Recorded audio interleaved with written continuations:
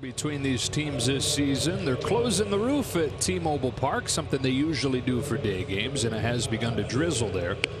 So just to be sure this thing gets going. Here's the lineup for the Dodgers here for the series finale, with Mookie Betts to lead it off, and then A.J. Pollock out of the 2 spot. Pollock's hitting 7 of the 9 spots in the order now. Only spots he hasn't hit in be 3rd and 9th. Justin Turner with a hitting streak is at third base, hitting 3rd. Cody Bellinger, home run last night. He's in center field hitting cleanup. Chris Taylor up to 5th. He plays short. Max Muncy with a home run last night as well. The first baseman. Kike Hernandez at 2nd, hitting 7th. Austin Barnes does the catching, and Matt Beatty is the DH out of the 9 spot. Against the left-hander, Yusei Kikuchi, who signed out of Japan last year, really struggled and then made some changes this offseason, was excited coming into the year. He got shelled in his first start of the season. Then he had 6 shutout innings against a good Oakland team before another clunker. And then this is going to be the first start he's made in a few weeks. He was scratched from his last one with neck spasms.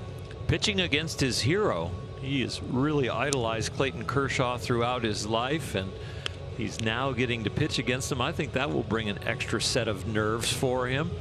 But he has had to struggle with too many walks and too many home runs last year. But he's doing a little better job, especially with the home runs. But the walks are still a little up there. And that's something that the Dodgers will force you to do. They will force you to throw the ball in the strike zone. Yeah, he had a 5.46 ERA last year. That was the 2nd worst in baseball. 36 home runs that he allowed. Those were the 2nd most. He was constantly tweaking his mechanics. He was tweaking his pitch mix as the year was going on. As soon as something would go wrong, he'd flip it again. He'd change again, and just could never string anything together where he was able to get comfortable. As soon as the season finished, went to drive line like Clayton Kershaw did at one point this offseason. Overhauled his mechanics, a little more consistent, shorter delivery. And still trying to hit his stride as Betts climbs in, and we get ready to go. Kikuchi to Mookie Betts. Off we go with game 4 and ball 1. That's one of the changes. You see 95 with the velocity. As a rookie last year, it was down around 92.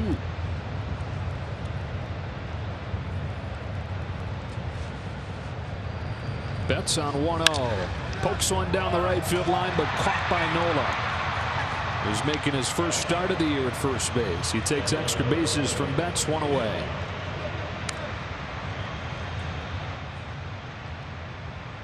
Kikuchi's slider is hard to tell sometimes between a slider and a cutter. I think he just changes the shape and the speed of a breaking ball that sometimes gets charted slider, sometimes gets charted cutter. Here's Pollock, and he throws that slider more than any pitcher in baseball besides San Diego's Dinelson Lamet, more than 40% of the time. 29-year-old's first one to Pollock is a breaking pitch in for a strike. Yeah, so A.J. hitting 2nd for the first time this year. All over the lineup for Dave Robertson. Wherever he's been solid this season. It's a high fly ball to right center field, but playable for Tim Lopes. 2 up, 2 down. Kikuchi touching 96 right there. And it's not like it's crazy that the velocity is there. What was crazy was seeing him live around 92 last year, because in Japan he was known as more of a power pitcher. 95, 96 over his 8 seasons there. Major league teams were scouting him. He was looked at as somewhere between Ohtani and Maeda. The impressions they had of him coming over. 2 gone in the first. Here's Turner. 1 ball, no strikes. Justin with a 13-game hitting streak.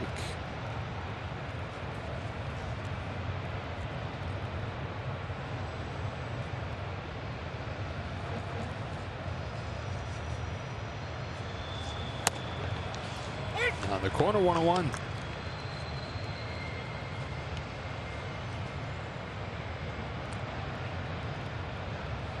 Played Justin pretty straight away. Give him both lines and kind of pinch the middle. Just misses 2-1. Well, I think the pitch before was outside of our digital strike zone and was called a strike, and vice versa on that. Let's not questioning ball and strike right now, Joe. That was a tough subject yesterday. Yeah, that's so yesterday. Yeah. 2-1. On the corner, strike 2. Let's not make it today. We lost a manager, a hitting coach, and a player yesterday over balls and strikes. The trifecta. Never invited on the plane again, man. No, ride with the other team. That's right. Mark Ripperger was saying. On a 2-2, Turner swings and misses for strike 3, and a 1-2-3 first for Kikuchi. Clayton Kershaw trying to build off that fantastic outing in Anaheim. 7 innings, just 1 hit against him. He's got it as the Dodgers try to take 3 of 4 from Seattle. Here in the series finale, Sam Haggerty, who made his Seattle debut yesterday, gets promoted to the leadoff spot. That Dylan Moore hits second, starts it short. Kyle Lewis out of the 3 spot DHing today with Kyle Seager at third base. Austin Nola's first start at first, already a nice play defensively. Lopes is in left, Long is second. Braden Bishop will roam center field, and Joseph Odom gets his first crack at the catching duties. Against Clayton Kershaw, 7 innings against Anaheim last Friday. Just 1 hit. Rendon's home run was the only damage that he allowed, and what was a really nice bounce back outing after a rough one against the Giants. You know what? I think he's got a new toy, and I think the new toy, his arm and his body, is feeling great. The velocity is up 1.5 miles, and it's really not turned into a lot of swings and misses or more whiffs with the velocity on the fastball, but it's been a better differential between that and the slider and the curveball, and the characteristics are a little better on the fastball, a little more hop on it. Home with an 0-2 and a curve gets him looking, strike 3. If he's going to get that pitch, could be a long afternoon for the Mariners. I don't know where or when you start to swing on this pitch. It looks like it's going to go over the backstop before it starts breaking. He's now within 3 strikeouts of matching Don Drysdale for second most in Dodger history. 1 away first inning for Dylan Moore. A fastball whistles in there for a strike. Still got a ways to go before he catches Don Sutton, but some pretty wonderful company sitting in right there. Who's that guy at the end of the list? Another curve, another strike, 0-2. A couple more pitchers, they'll knock that guy off the list.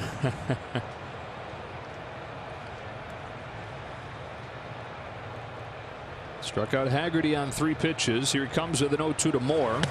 Taken low, 1-2. That's the first slider that he's thrown. The slider was money against the Angels. Angels were 0 for 13 against it. He said it felt so much more crisp than it did against San Francisco. And while the fastball velocity has ticked up, he'd tell you that that slider remains the key. A curve lands at the knees. Back-to-back Ks on that curveball. 2 out. This is vintage. This one is not the high one that you hope you get the call and you feel a little lucky and fortunate. This is the perfect one. That is ridiculous. It comes out flat. This looks like it's going to be a shoulder high fastball and then just drops down to the knees. Opponent's now 1 for 13 against his curve this year. 2 up, 2 down, and here's Kyle Lewis.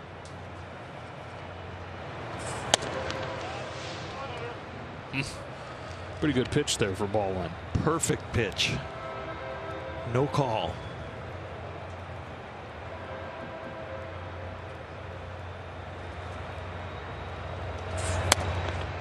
Two 2-0. I love the attempt though. Going to the arm side. Rick Honeycutt is home watching this game, and he would say, I want to get him into his lanes.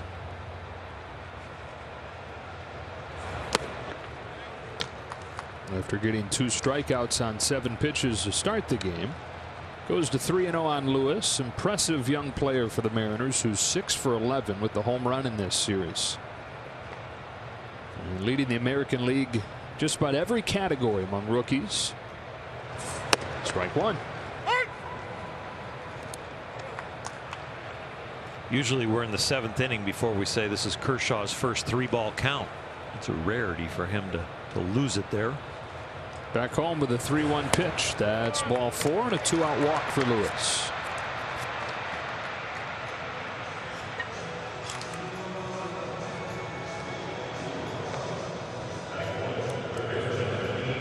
Strikes and walks have not been a problem for Clayton Kershaw. Really, the only way they score off him this year is home runs. 4 of the 5 runs he's allowed have come off of home runs. In fact, 4 solo home runs. Inning kept alive for Kyle Seager, who has been one of the best left-handed hitters against left-handed pitching in baseball this year. First lefty Kershaw sees today, lifts a fly ball to center field, but routine for Cody Bellinger. And a scoreless first inning for Clayton Kershaw. Off and rolling in Seattle. No score after 1.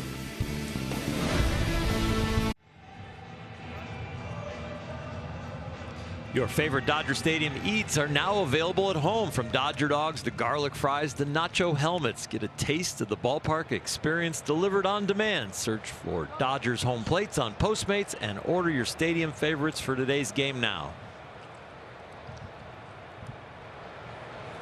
On to the second, no score. Cody Bellinger leads it off against Kikuchi and takes strike 1. Bellinger a home run last night, snapping an 0 for 13 skid. His 5th of the year, joining Muncy and Peterson with those home runs last night.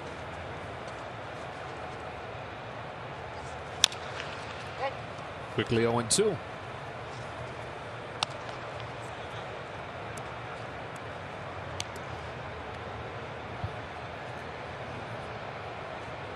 I'm going to closely observe today the balls in the strike zone to Cody and what he does with them.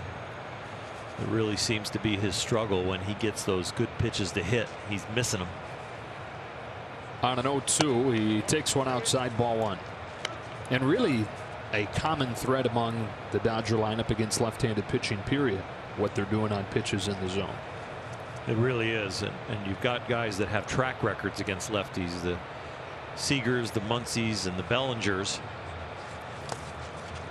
Chases out of the zone there. That's something they've not necessarily done more against left-handed pitching than right-handed pitching. Kikuchi gets a chase there from Bellinger for out number 1. Cody just got himself out right here. This is never a strike. And you see a swing like that from him where he has just completely given up on the proper mechanics and just trying to figure out a way to survive through that swing. Up comes Taylor. Dodgers still looking for their first base runner against Kikuchi. Number 1 offense in baseball against right-handed pitching over the first month of this season. But they're on base plus slugging against lefties in the bottom third of the league. 1 ball, no strikes. It is a huge differential. The tighter the race gets as we get into the second half, and if we're playing people that the games mean something, they're going to be using all their left-handers if that stays true. Taylor tried to bunt his way aboard with the infield playing back, fouled it off and got a chunk of the catcher Odom.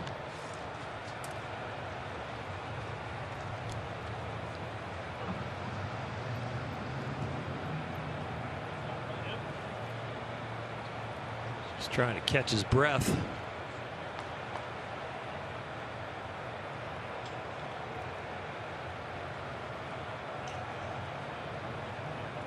I love the fact that Chris Taylor was trying to bunt, though.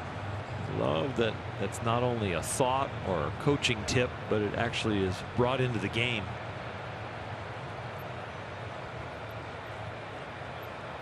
Maybe not a bad idea at this moment for Chris Taylor, who's gone into a bit of a slump lately. The strikeouts have gone back up. 10 of them over his last 5 games. And that had been one of the brightest spots of his early start. Was he wasn't striking out at nearly as high a clip as he has in previous years. Base is empty, 1 away. No score here in the second. Kikuchi to Taylor.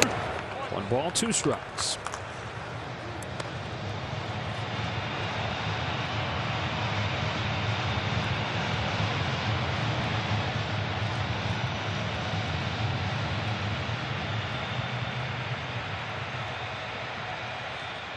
Now the 1-2.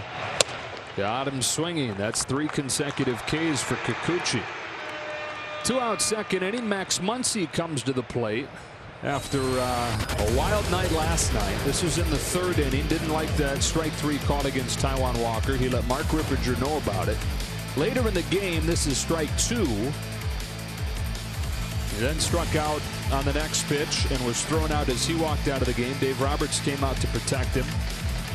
Dave Roberts got thrown out. Robert Van Scoyoc, the hitting coach, was thrown out as well.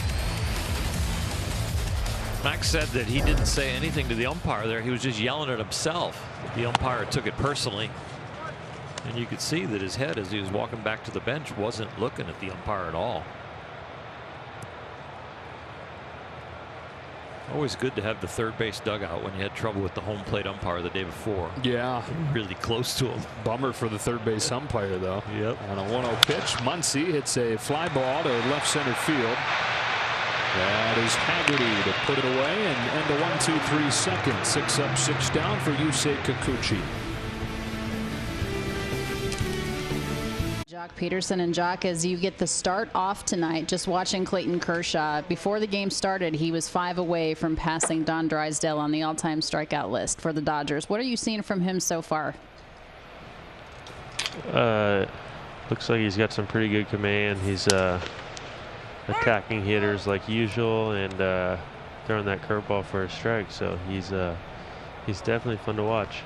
4 home runs this season so far for you. Another one last night. Do you think that could be the start of something good for you as far as offense? That's the plan. That's the plan. It's been a grind a little bit, starting off a little slow, but putting together some better at bats, seeing the ball better. So just baby steps, keep building, keep building. What do you think changed as far as starting to put things together for you? Was it something that you noticed, or is it just a amount of ABs and time? I think mentally, gotta talk with my mental guy a little bit to help slow the game down. Speeds up sometimes, and whenever you're not getting the results, you definitely make it harder on yourself. So just getting back to loosey-goosey, and yeah. Despite the fact that not all of you have been hitting at the same time, which is common in a major league season, you guys are still doing really well as far as record and the standings. Are you paying attention to any of that, or does it feel like you're almost halfway through?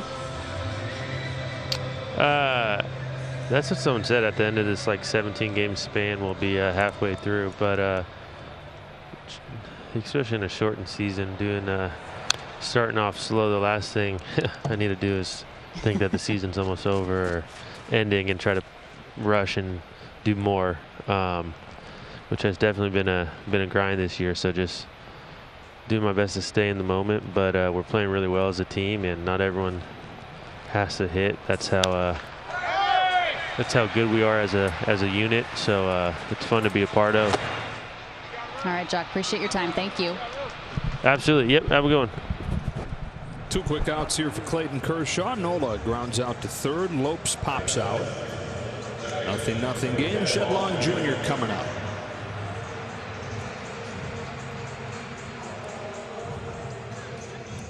What Jock was talking about was exactly what we thought the players would experience. The guys that get off to hot starts are going to feel really good. In the shortened season, those statistics are going to buoy them for a really solid year, maybe a great year. And the guys who get off to a longer, slow start, they're going to start to see the end instead of just being in, oh, I'm in my first 100 at bats. I got plenty of at bats to go.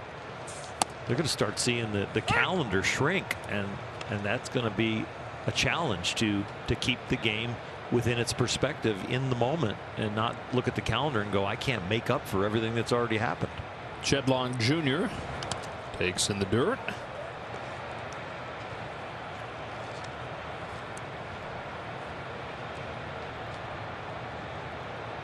One ball, one strike on Shedlong Jr. 6 of his last 46, and a tall task for him today facing Clayton Kershaw. On a 1-1 pitch. It's in the dirt, ball 2.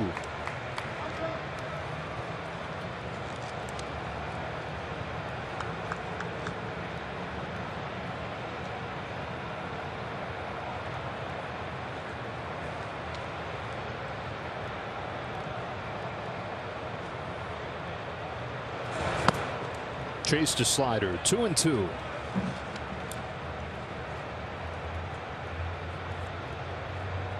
Clayton wanting to get this over with right now in the first inning. Lost his control after a quick 2 outs.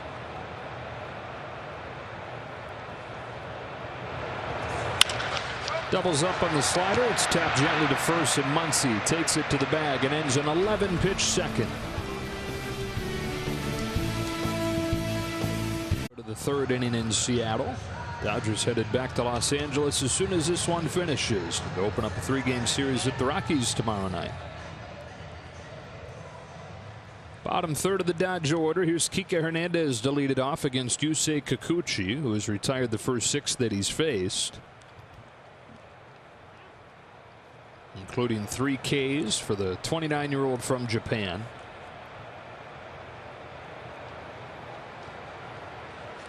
Comes home with the first one to Hernandez. It misses, ball 1. So a year ago he had a 5.46 ERA. It's 5.28 this year, but his expected ERA is like half of what his real ERA is. In fact, it's the 6th best in the American League. That's an expected ERA based of how well he limits balls in play. So you're looking at strikeouts, and also factors in quality of contact once it is put in play. So he's pitched a lot better than that ERA is showing. Hernandez goes the other way, but the first hit of the day for the Dodgers. A leadoff single here in the 3rd. So a runner at first as Barnes comes up, riding his 7-game hitting streak, which matches the longest of his career. Austin is squaring up a lot of baseballs. Before this streak, his exit velocity was 10 mph slower, and now he's starting to hit the ball harder and more consistently. Says he's feeling free mentally, and he described how he was feeling early in the year as cloudy.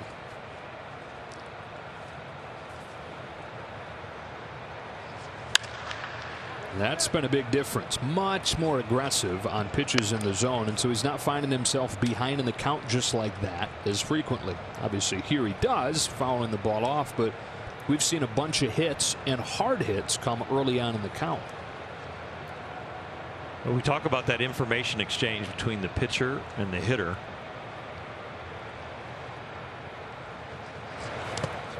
And that's what's so important for a pitcher, to get a strike.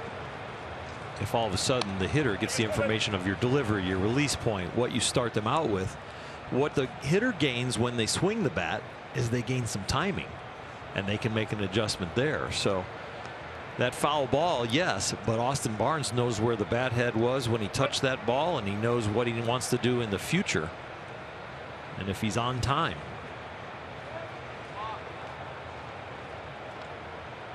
I guess he stepped off before he's started first. So that would have been a balk. Yeah. He must have disengaged with the back foot. Kikuchi to Barnes, 1-1. Swings through 1-2. Yeah, as opposed to looking at a couple pitches and they're sitting there flat-footed down 0-2, and you still haven't taken a pass. He's in the 1-2 count, which he was in before when he was in a slump, but he's swung the bat twice to get to this count. He's got some more information about himself. A lot of work put in with the hitting coaches. He did that all winter, but some of those changes just starting to take hold the last couple weeks. Takes outside, and it's 2-2, and it has been well publicized by now that Mookie Betts has played a role, kind of serving as a 4th hitting coach with the 3-man hitting staff the Dodgers have. And it's not a new theory, it's just new word choices or new descriptions of what they're trying to get Austin to do. And sometimes that clicks. You need that, a different vernacular. Leadoff man aboard here in the 3rd. A 2-2 to Austin Barnes. After a long pause, Kikuchi will check on Kike. Kike hit a slider, that slider/cutter that he throws so many of. Be able to let the rest of the lineup know that this is what it's doing, and he took it to right field very nicely.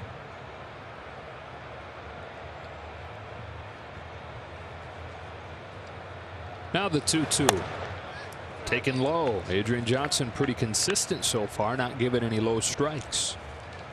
The outside corner righties has been a little bit wide, but you're right. The low pitch has not been there. Typically across baseball is where you see the zone getting bigger over the last couple of years as catchers are getting better at framing those low pitches. Hernandez off first as the 3-2 comes home and misses. Barnes has a walk, and the first two have reached here in the third inning.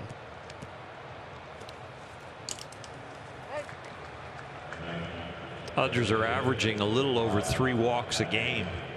They only had 3 yesterday, none of them in front of those solo shots, so it was tough to get runs. Here's Beatty. First start of these 4 games for Matt. Came off of the bench in LA and went 1 for 1, drove in a run, scored a run. And when you go back to the Angels series, pretty good stretch for him. 4 of his last 5 with a home run.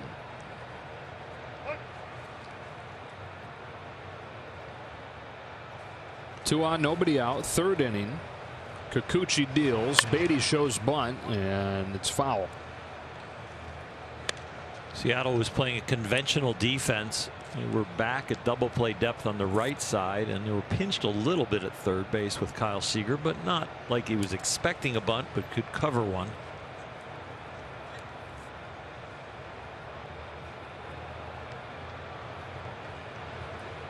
A little tougher to bunt guys over first and second when you have a left-handed pitcher falling off the mound towards third base where you want to bunt it. You got to make not only the correct angle, but the correct firmness. Now he looks at a strike, and it's 0-2.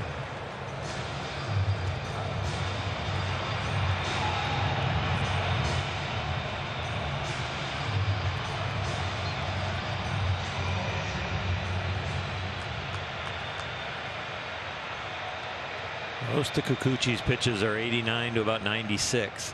He'll throw the softer breaking ball, and maybe Beatty will get one.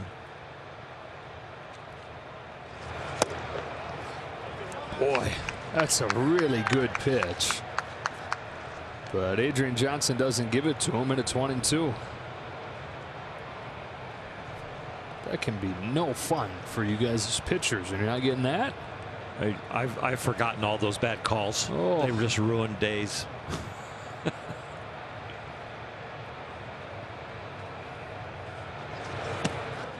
Two and two. It's like you want to say to the umpire, if you're Kikuchi or any pitcher that doesn't get that pitch, sir, we need to talk. If that's not going to be a strike, my livelihood is at stake here, and this is going to be a really bad day. This whole inning could turn around on that one call, because if this turns into a hit or a walk after you should be first and second, 1 out, and feeling good about yourself, now you're out there battling.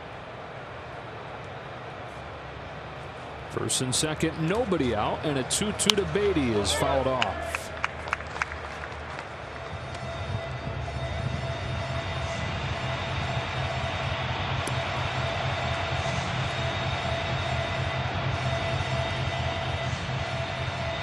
Top of the order, Mookie Betts up next.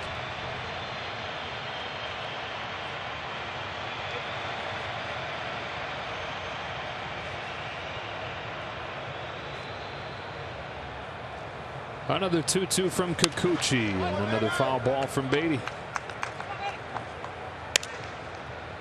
You would think they would go back to that cutter slash slider right on the corner that they didn't get the call. So now they've gone up in the strike zone the last 2 pitches. That pitch has got to feel really good in Kikuchi's hand as far as executing it in this pressure situation.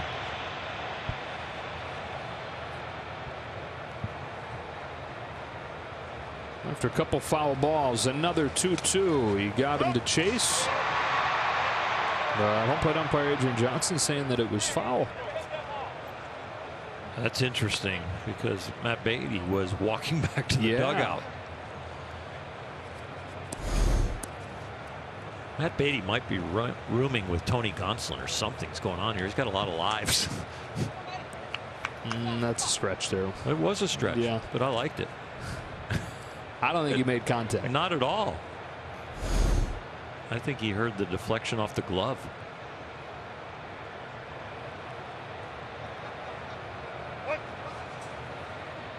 Well, Kikuchi doing a nice job of Remaining very straight-faced here, level-headed with everything going against him. And now Beatty trying to make it pay, ripping a ball to the right field corner. Hernandez in to score. The right fielder Lopes, I think, put his hands up to say that ball got out of play. It is a double for Beatty, and the Dodgers have the game's first run. Salt in the wound for Yusei Kikuchi. What a great break for the Dodgers to have Beatty struck out twice and still have him at the plate. And boy, he gets one in the zone and doesn't miss it.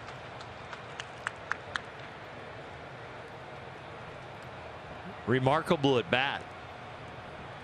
Just a very odd situation to see that. Still nobody out. Second and third, and second time through the order for the Dodgers now as Mookie Betts comes up. Mookie this season with runners in scoring position, among just about everything else that he's doing remarkably well. He's 10 for 20.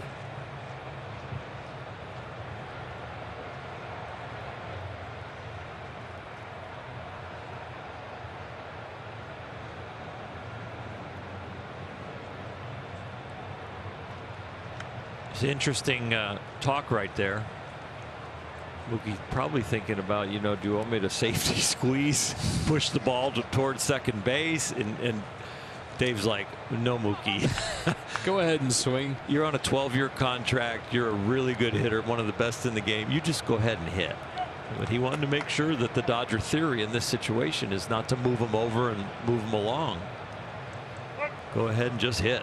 Third in the majors in home runs with 9. Third in the National League in RBIs, 21. On the first one from Kikuchi, Betts takes inside ball 1. He's the first player in baseball to be worth 2 wins this year. Baseball Reference's version of WAR.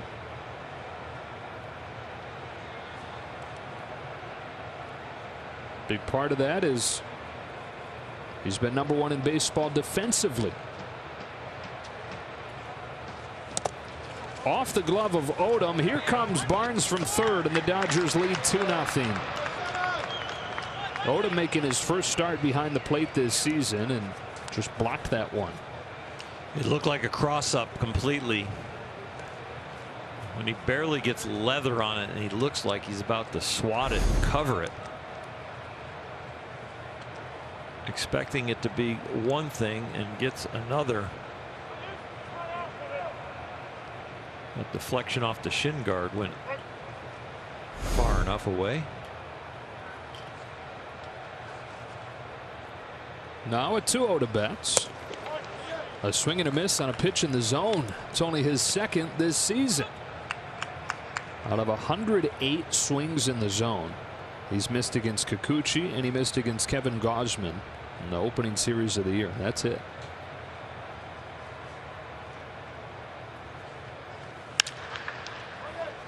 Two and two.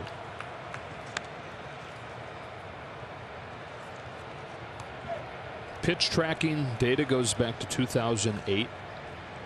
Only one time in that time has somebody had an in-zone contact rate as high as Mookie's with a slugging as high as Mookie's. Albert Pujols, MVP season 2008. Swings and misses for strike 3, 1 away. Normally, if you're going to have a really high in-zone contact rate, you're going to sacrifice the power, and vice versa. If you're going to slug, you're probably not going to make contact at an exceptionally high rate. But he does both. This might be graded number 3. He's just joining the human race for a little while. Well, Kikuchi finally gets the first out here in the third, and with a man at third, here's A.J. Pollock.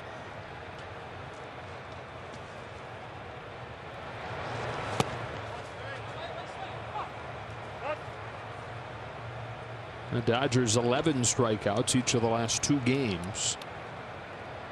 4 already in this one.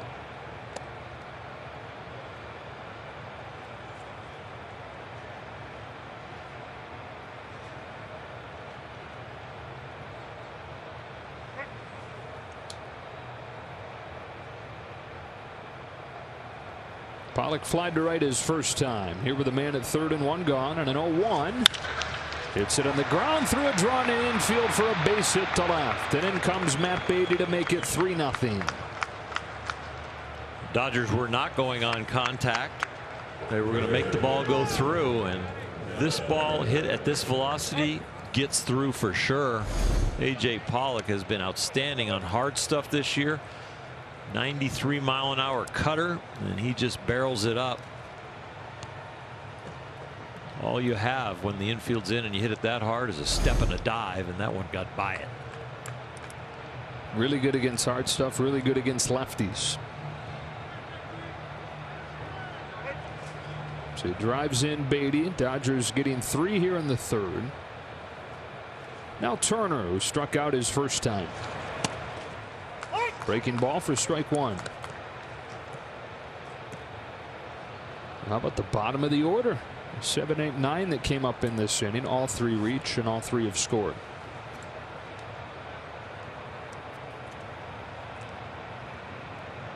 Base hit, walk, 2 strikeouts that didn't count, and then another hit. Well, taking advantage of the gifts given to him. It's a 5-out inning.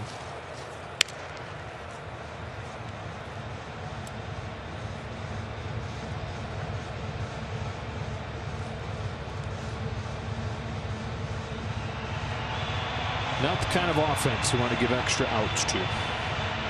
Not at all. We've seen the Dodgers take advantage of errors and drop pop flies, different things like that. This one, they took advantage of a tight strike zone.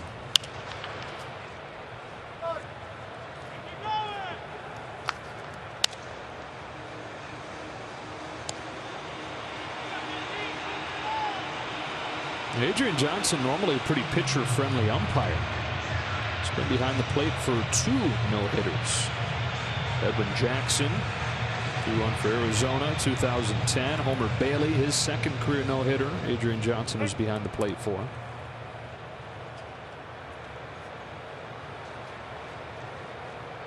Another 0-2 taken in the dirt, ball 1. I guess it's worth mentioning that I think Jackson's no-hitter, he had like 25 walks in. It was 8 walks. It's like a 4-hour game for a no-hitter. Yeah, there's a different rhythm to it than a lot of no-nos.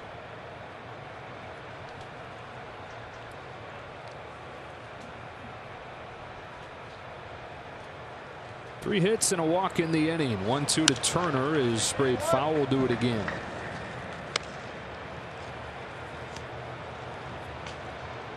Dodgers won game 1 of this series 11-9 in a slugfest on Monday at Dodger Stadium, with the ball really carrying in the heat and the humidity. Similar conditions as far as the weather on Tuesday, but a totally different game. They eked out a 2-1 win before dropping last night's game 6-4. Count evens 2-2 on Turner. And you were talking about it during the pregame show. Technically, this is classified as 2 different series. And so the Dodgers technically trying to avoid what would be their first series loss of the year. First sweep. That too. Yeah. They're the only team in the major leagues that haven't lost a series. 6-0-2. Best they can do here in Seattle is a split. Add to that 2. Best record in baseball still at 18-8. And a 4-game lead in the division. Lead over the Rockies, by the way, has grown to 4.5. Rockies lost earlier today to the red-hot Astros, who won 8 straight. Astros scored 10. Been starting to swing the bats better.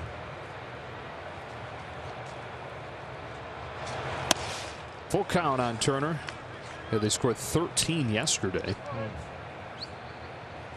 In Colorado, that's helpful.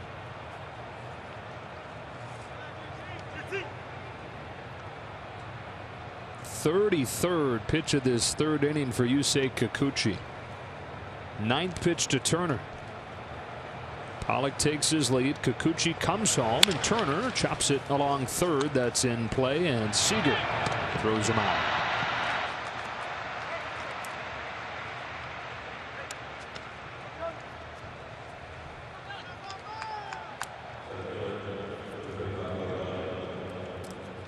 Well, he was cruising through the first 2 innings. Less than 20 pitches to go 6 up, 6 down, but the Dodgers getting to him here in the third with a little bit of help from Adrian Johnson behind the plate. Bellinger, the 7th to hit in the inning. I think Cody will be very aggressive in this at bat after that odd swing he made to strike out in his last one. Homered on a fastball last night. He pulls a fastball into right center field here. Pollock will come in to score. The Dodgers lead 4-0 on a 2-out single from Cody Bellinger. And he was very aggressive, and they did give him a first pitch fastball for some reason. Yeah, I would have thought about throwing a breaking ball or something that looked like a strike, ended up a ball. I wouldn't have worried about first pitch strike to a hitter who embarrassed himself the at bat before. They don't want to get to counts where possibly a strikeout or another embarrassing moment would happen again. They want to attack, and they've got frustration and anger in there, and they want to get it out. So they've matched last night's run total here in this third inning alone. Inning kept alive for Taylor. Taylor drives a ball to right center field. Bishop on the move, as is Lopes, and he'll make the catch shy of the track to retire the side. But a 4th spot in the Dodgers in the third, and plenty of cushion for Kershaw early in Seattle. Tonight's Pacifico fan of the game is Robert from Phoenix, Arizona, 3rd-generation Dodger fan. Send us his picture on social media. You can do the same. You've got to be 21 or older to participate. Clayton Kershaw with a 4-0 lead delivers ball 1 to Braden Bishop. Kershaw has given up a walk over the first 2 innings, 2 Ks, no hits. And Bishop leading off, playing in just his 2nd game in the majors this year. Taylor, a long run, giving this thing a look, but oh wow, there's real people. Scared the heck out of me. It's like, wow, the cardboard's moving. A couple of the ground screw. Yeah. Clayton Kershaw has gotten 5 of the 6 outs on his breaking ball today. His last start, 19 out of 21 were on breaking balls. Curveball has been good. One at the top of the zone, one outstanding one at the knees, that one in the dirt. He's got all 3 versions going.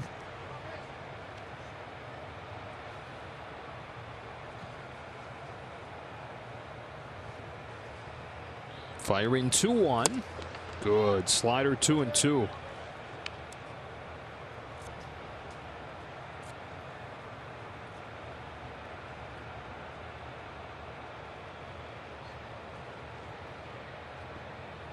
Kershaw rocks and fires at 2-2 and gets him looking with a slider at the knees, and he's within 1 strikeout of Don Drysdale on the all-time list. 6 out of 7 of the outs from breaking balls. This is a slider at the knees, as you see his fingers come on the outside of the left side of the baseball, spinning it right there. 1 gone, 3rd inning. The 9-hitter Joseph Odom doing the catching today. Swings over the first one, strike 1. Odom just 1 for 7 in his young major league career. Rule 5 pick a few years back and making his debut this season at the age of 28. Kershaw threw him a curve that missed. 1-1.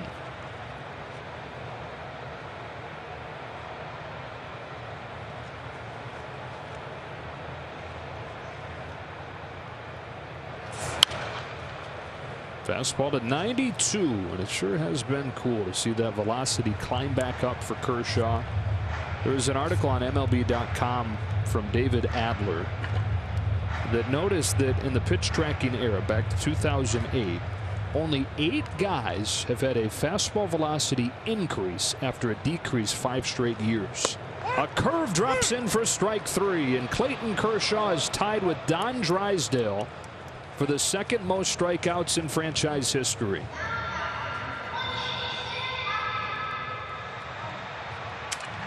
Apropos that it's with his curveball. This one at the top of the zone, but still breaking sharply. 2,486. And a thing of beauty for the second out of the inning. That's a line drive to left center field. That's over Pollock's head and bounces over the wall for a 2-out double. Sam Haggerty, first hit of the day for Seattle. That is the trend with Clayton Kershaw when he's on his game. People attack the first or second pitch. They don't want to get to the slider and curveball, so they see something straight, firm in the strike zone. They are swinging. Haggerty was at the bottom of the order yesterday. I noticed the bat speed that he was bringing to the plate. It looked very good tonight. The top of the order, and he squared that one up well. Gets Dylan Moore to the plate. 2 gone, third inning. High for ball 1. Yeah, so just finish off that point.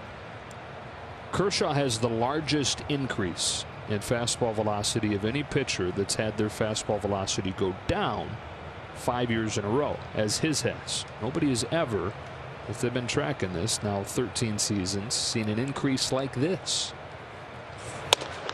Uses 92 to get by Moore there, and it's 1-1. Closest comparison is a former Mariner great, Felix Hernandez, who saw the uptick in velocity in 2014 and finished runner-up for Cy Young. Justin Verlander on that list? Greinke is on it. Incremental increases, though, not like the 1.5 mile difference in Kershaw's uptick. That's caught at first by Muncy to keep the Mariners off of the board after the 2-out double.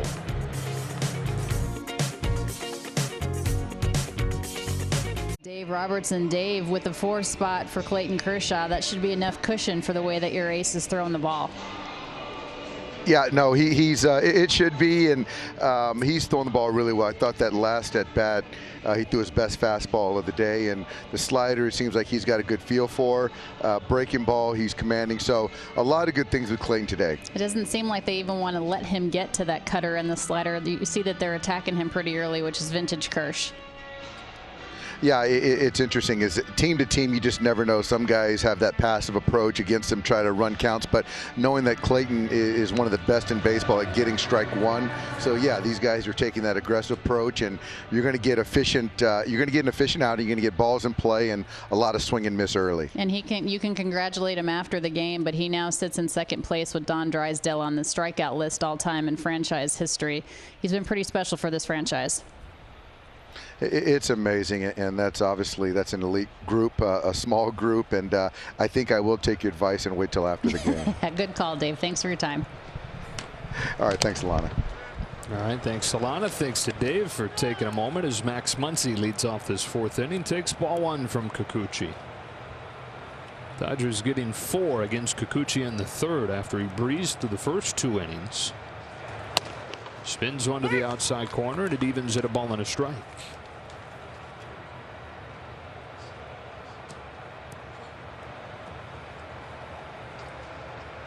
Once he flied the left his first time. Here on a 1-1. Takes a fastball, high ball 2. The Dodgers playing a struggling Seattle team. You come in and see 4 games on the schedule in a row against them. I think the minimum you're thinking is win 3 out of 4. And they've put themselves in a really good position to do that now with that 4 spot, and Clayton throwing the ball well on the mound.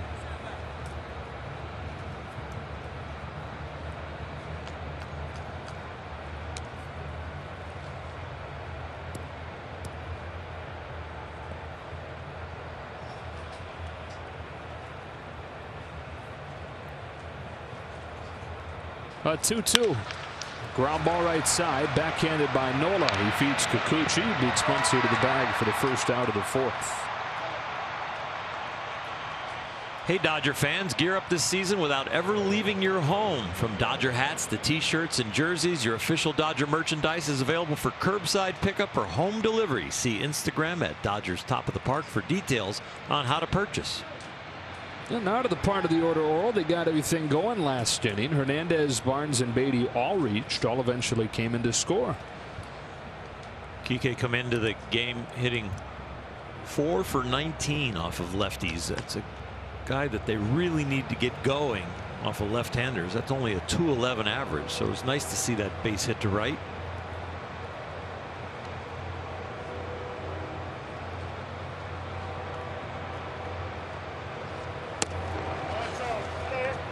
1-0.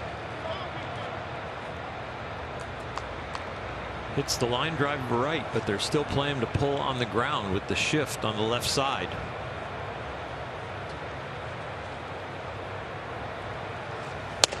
Two and 0.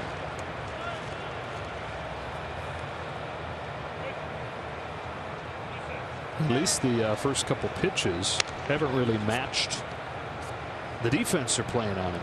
It'd be hard for him to pull one of those balls. Really would. When you look out on the field there, you don't see a second base umpire. It looks like one of the umpires has left the field. Well, we got one umpire at first and one at third. Yeah, Nick Marley, who started the game as the second base umpire, has left, and we're trying to track down details on why. 2-1.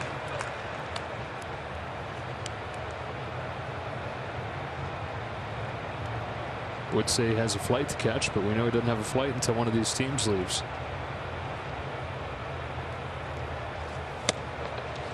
Two and 2.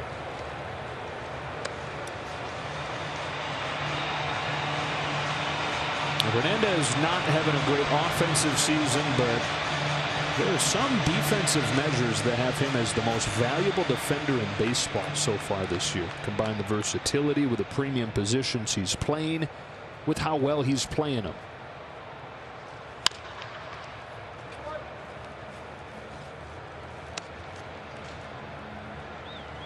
His glove and his arm have always given him a little bit more time and patience with the offense, waiting for it to come, especially the versatility. It's one thing to say, oh, we've got this outstanding fielding backup shortstop, but when you've got a guy who can play all three outfield positions, really all 4 infield positions if you needed him to, and play all of them well.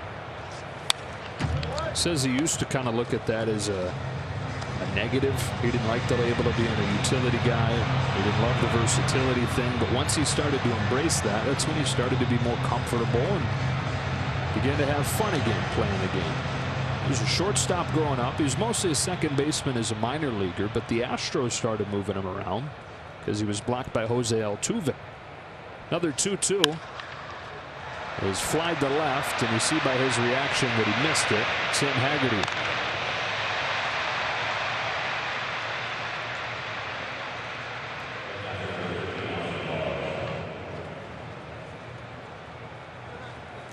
Two up, 2 down for Kikuchi, and here comes Barnes.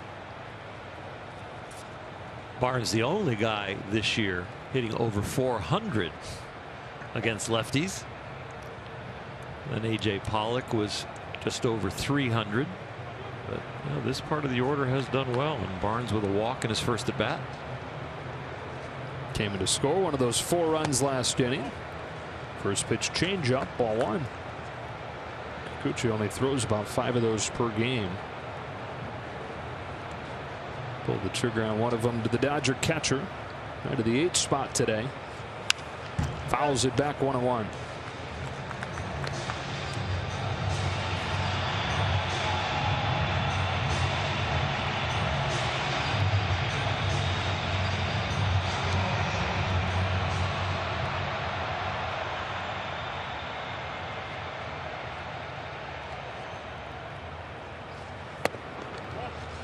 Two balls, 1 strike.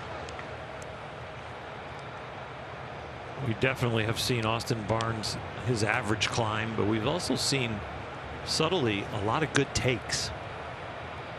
That was a big part of his game when he was at his best offensively, was taking walks. Takes a strike there, and it's 2-2. His on-base percentage in 2017 was above 400. It was 9th in baseball, right behind Chris Bryant, right ahead of Paul Goldschmidt.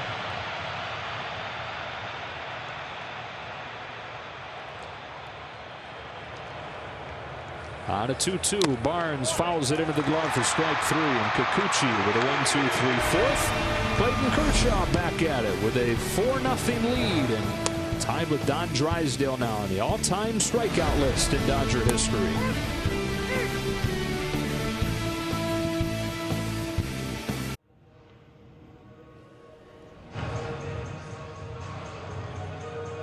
Dodgers 4, Mariners nothing. Clayton Kershaw has given up just 1 hit over these 3 shutout innings. He's now tied with Don Drysdale, 2,486 career strikeouts. 210 shy of Don Sutton for the all-time franchise record.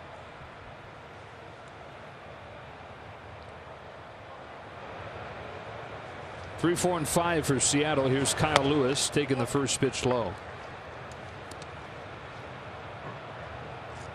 Lewis walked his first time and has reached in 9 of his 14 plate appearances in this series. You've been grinding away trying to come up with a comp for him. Hard, huh? Yeah, I talked to Jerry Hairston Jr. and he gave me some hints. He said he's thinking Adam Jones. He's thinking Torrey Hunter. Adam Jones actually said that Lewis is going to be better than him. A curve is grounded gently to third. There's Turner, shuffles into it, 1 away. He's definitely going to be an outstanding player. I would say for sure an all-star at least 3 or 4 times. Looking at him the way he's going about his business, you never know after that.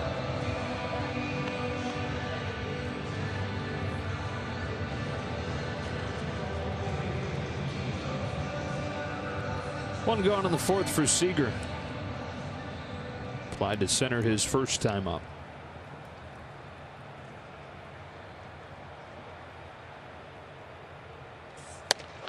Up and in, ball 1.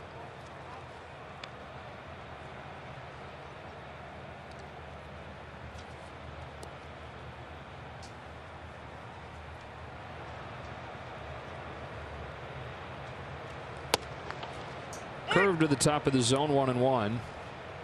Kershaw getting Lewis to ground out to open this inning.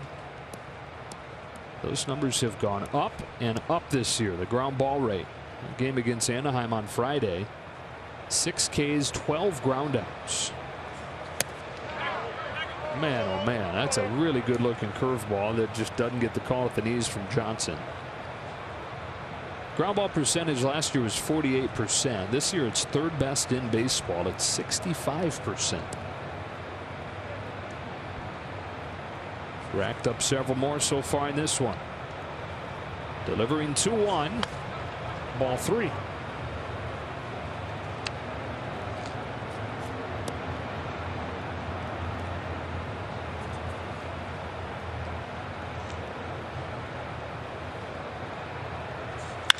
Seager rips one right field towards the corner and gone.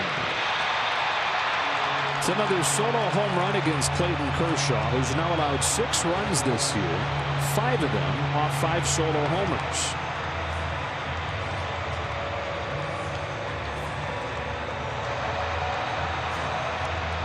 That was a really good swing. Short, compact, left on left situation. He didn't bail at all. He was solid as a rock. Clayton wanting to go low and away, kind of threw it down the middle with that slider. Just a really good approach from Kyle Seager. Pretty much no doubter once it left the bat. So 4-1 game. Here's Nola swinging away at the first pitch. Lofting one to center field. Bellinger tiptoes back, puts it away. 2 gone. And really at this point now through 4-ish starts this season, home runs are the one bugaboo for Kershaw. You know, and it's not bothering me right now because there's no control issues going into those home runs. He's actually probably welcoming them in some ways because he's thrown so many strikes. And so when they get to a pitch that's in the strike zone and he doesn't happen to get to a corner, he's going to give up a few. Tim Lopes inside, ball 1. But his ERA this year so far is as low as it's been since 2017. And that is because nobody's on base when they're hitting them. And there are no rallies outside of the home runs. Nobody's stringing hits together on him with this stuff right now. They're only going to get him with those early count big swings. Boy, the curve has been beautiful tonight. 1 and 2 on Lopes.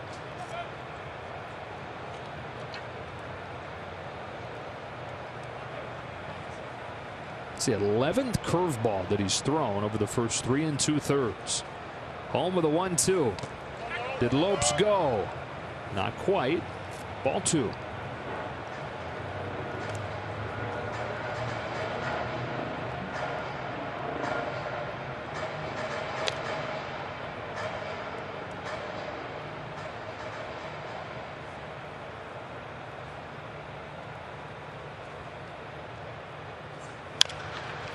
Another curve. It's foul. We'll do the 2-2 again.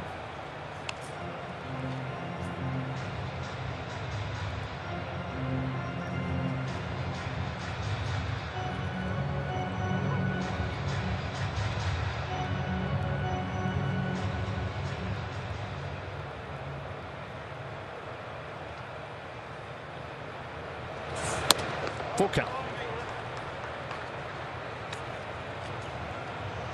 He went arm side fastball and missed. Now in the 3-2 count, that sets up the slider. Here he comes with the payoff. Big bouncer left side. Turner charges, throws, and gets him, and finishes off the Mariners in the 4th. They get their first run against Kershaw. The Dodgers stay in front 4-1.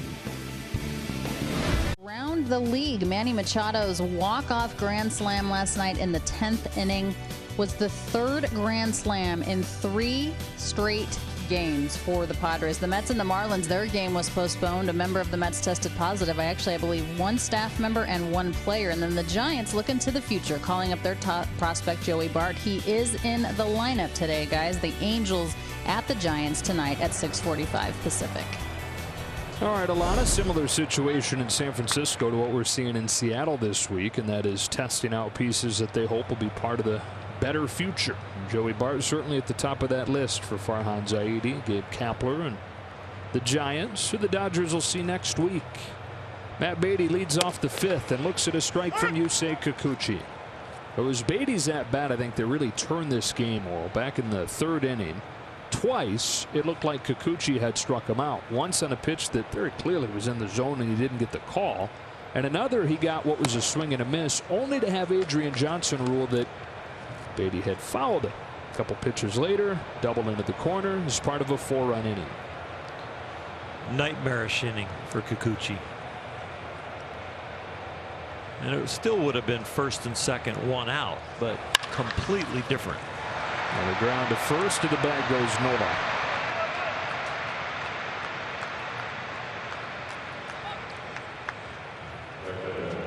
We talk about Kikuchi's first year in the majors last year, struggling so much as he tried to adjust to, the new culture, the new ball in the majors, of course, all new hitters that he was facing and learning as Betts comes up for the 3rd time tonight. There's also, besides the baseball stuff, a really emotional roller coaster of a year for him. Moved his family, of course, then to the United States. He had his first child, and he also lost his father to cancer. So you talk about having a lot of life-changing stuff happening to you all at once. Always good to remember that these are people first. And Yusei Kikuchi went through a lot. Is the backdrop of his rookie season. 1 ball, no strikes on Mookie Betts.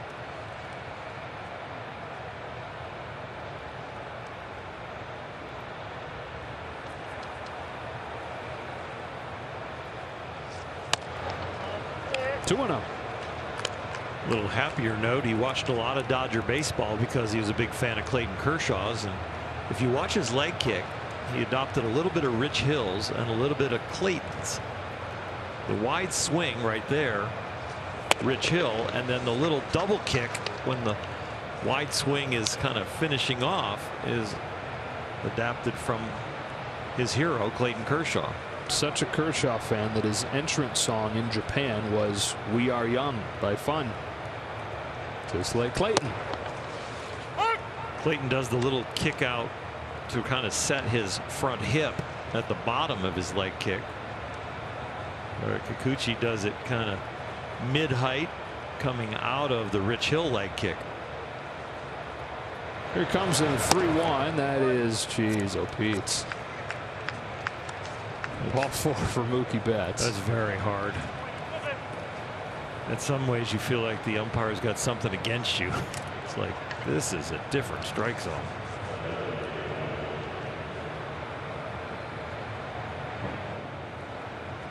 Second walk Kikuchi's issued. Dodgers with a 1-out base runner in the 5th. Here's Pollock. Brought home a run with a single back in that 4-run 3rd inning and then scored himself.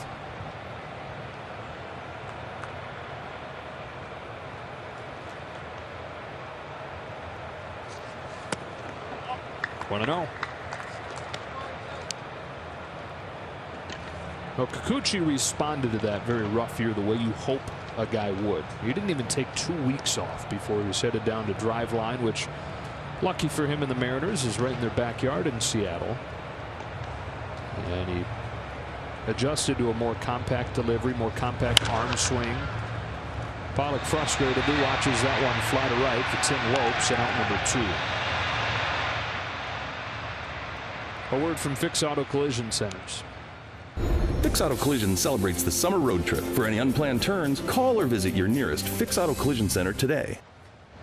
Spent the quarantine kind of refining everything that he had put together during the offseason and using it as a chance to continue to build up the velocity and make all those changes mechanically second nature. Because like he talked about, like we mentioned earlier, much of last season he was kind of chasing his own tail, thinking through every pitch, tinkering through every outing.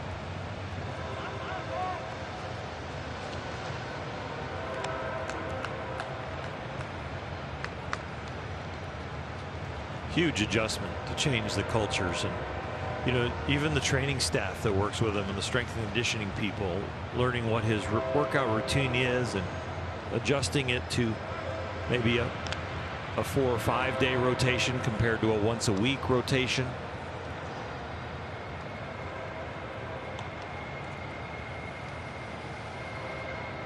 Kenta Maeda came to the Dodgers with some special medical concerns that they really wanted to watch his workload. But when you see a guy who's throwing 96, 97 come over and strong, you don't worry about kind of watching after him quite as much as you did maybe the Dodgers with Kenta.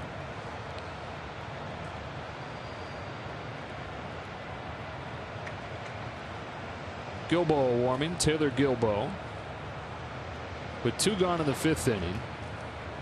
Here comes a 1-0 to Justin Turner. Mookie takes off. Here's the throw, not in time, and a stolen base. Rare stolen base attempt for the Dodgers. Puts a man in scoring position for Turner.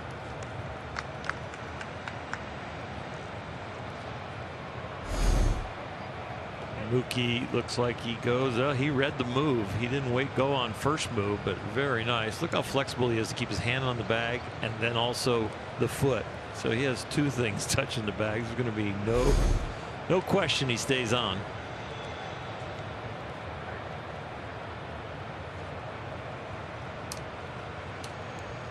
On a 2-0, Turner takes ball 3.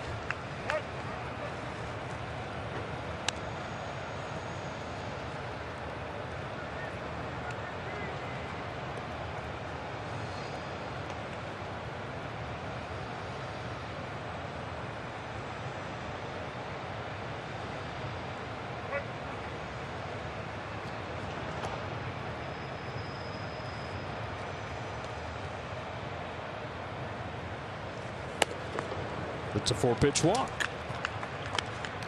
Second walk of the inning for the Dodgers, and a chance here for Bellinger with 2 out.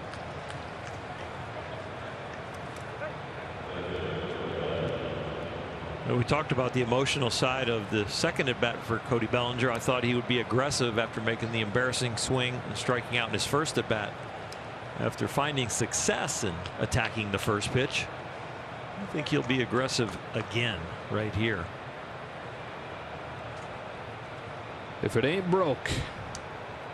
That's what's been working for Bellinger the last couple of days. See if they dare with another first pitch fastball. If I was Kikuchi, I'd be trying to throw something near the edges and maybe even slightly off speed.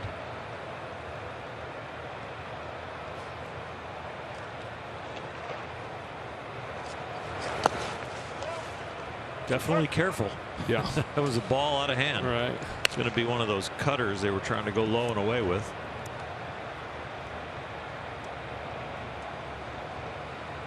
Slumping hitters are usually confused hitters, and the way to be able to confuse them is to have little deeper counts, give them more and more information.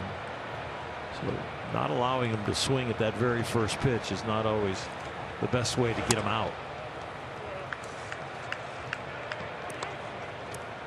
Well, by today's standards, that pitch there was like 4 feet low. Exactly.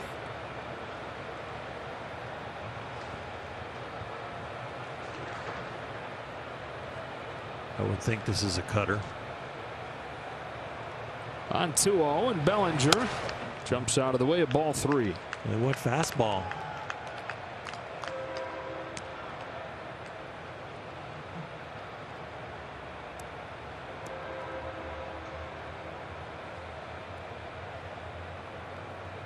Kikuchi has missed with 12 of his last 14 pitches. Bellinger will have a green light if he wants it on 3-0. He takes ball 4 and the bases are loaded on 3 walks here in the 5th. There's no stirring in the Seattle bullpen yet, but you would think there would be some. But maybe the guy is finished and ready. Yes. Or hiding from our camera view. He definitely is. So that will do it for Kikuchi, who leaves the bases loaded behind him. Dodgers up 4-1 and looking for more here in the 5th.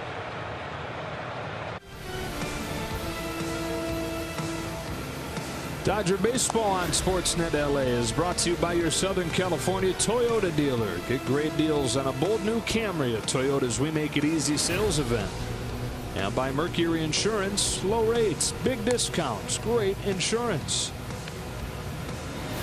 Back in Seattle, Dodgers trying to take 3 of 4 this week from the Mariners as Kenny Powers comes in.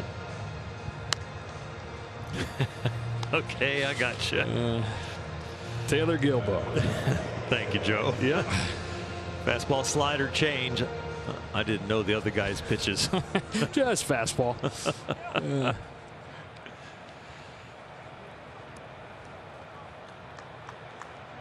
Mariners sticking with the left-handed contingent. That's because the Dodgers' overall record has not been good against lefties. Chance to crack this one open here. Taylor with the bases loaded and 2 out. He's 0 for 2 today. Now the first one from Gilbo. He takes in the dirt and it gets by Odom. They lead at 5-1. Second time today they've scored on either a wild pitch or a pass ball. And well, the Mariners have taken the ugly cape from the Dodgers from yesterday. Odom is having a tough time back there today, even on some pitches that he should have blocked, caught. He's really struggled with catching the baseball. That was not that wild of a pitch, if that's how it's graded.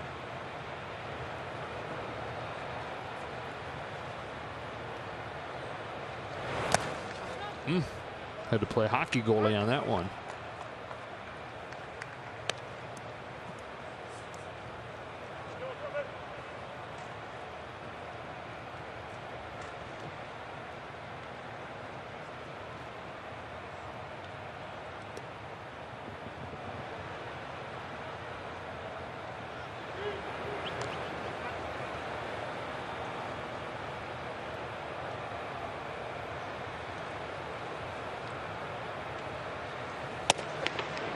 Three and 0. So the Dodgers have waited the Mariners out here in the 5th. 3 walks to chase Kikuchi, and now Taylor very patiently gets ahead. 3 balls, no strikes.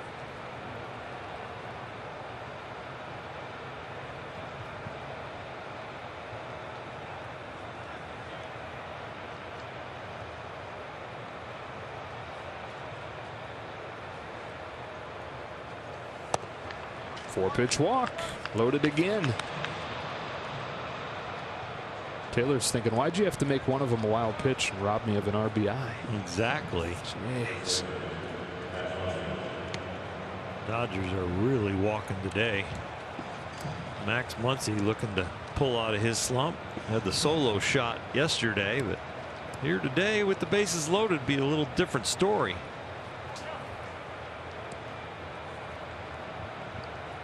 One hit, 9 ABs in this series. That home run yesterday. 2 gone, 5th inning. Here it comes, and once he looks at a strike.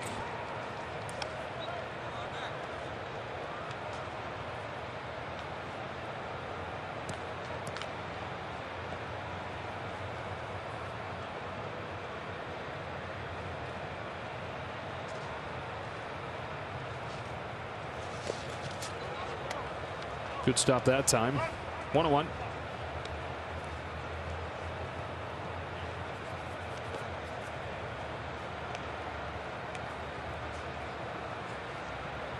A lot to smile about so far today. A lot to smile about this season for the Dodgers at 18-8. And that guy plays for him.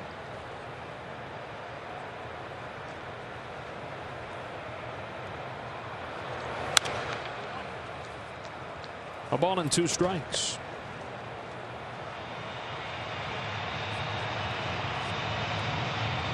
But even better than advertised. And even better than the expectations that a large contract like that bring. And that is really, really hard to accomplish. Just because the bar was set so high by the reputation coming in and by the numbers that follow the dollar sign.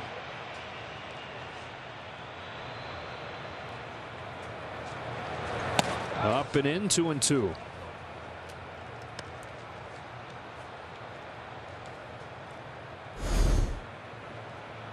Gilbo spins him like a top. It's like an off-speed pitch that Max gets out of the way of. Glad it wasn't a heater.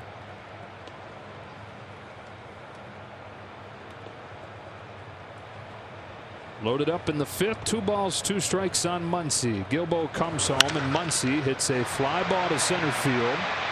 Bishop has room though, and that'll do it for the Dodgers in the 5th. They add on thanks to a lack of control from Mariners pitchers, and Clayton Kershaw goes back out there after this.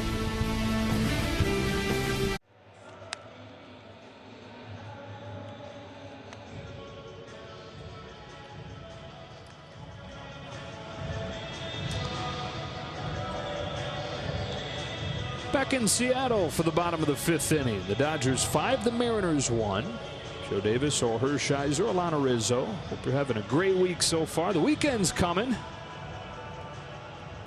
And the Dodgers are coming back to LA after this one to take on the Rockies. Bottom 3rd of the lineup, Shedlong Jr. Swings and misses at a first pitch slider, and it's 0-1. 6 swing and misses for Clayton now. 5 on breaking balls.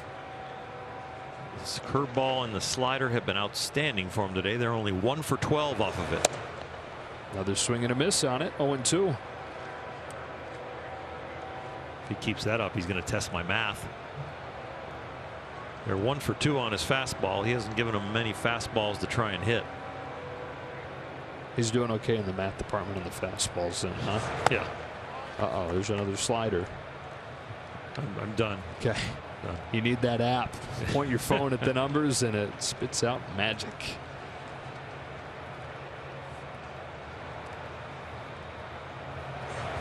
Got him to chase the slider, strike 3, and Clayton Kershaw stands alone in 2nd place in the Dodger all-time list for strikeouts, 2,487, passing Don Drysdale. He tied Don Drysdale with a curveball. He passes him with a slider.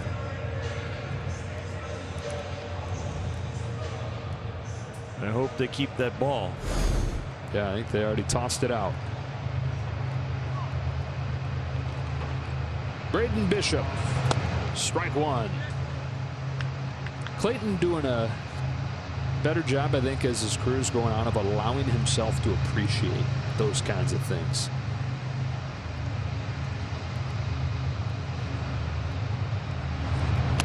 One on 1. I think you get to a point where you understand who you are and you understand where you are in this whole equation, and you've tried all kinds of different thought processes and armor that you put on. And I think he's loosening up his armor a little bit and allowing days where he appreciates being a Dodger. And I think a lot has had to do with the quarantine of not being able to come to Dodger Stadium. He talked to us about that on the podcast. Got another strikeout and another slider. Well, now he's chasing Don Sutton. He's got a little over 200 to go to get to be number 1.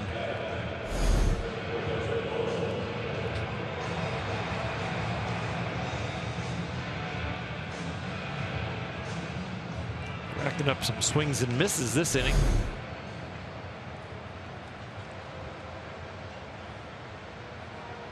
So 6 Ks total for Kershaw. Another 9-hitter.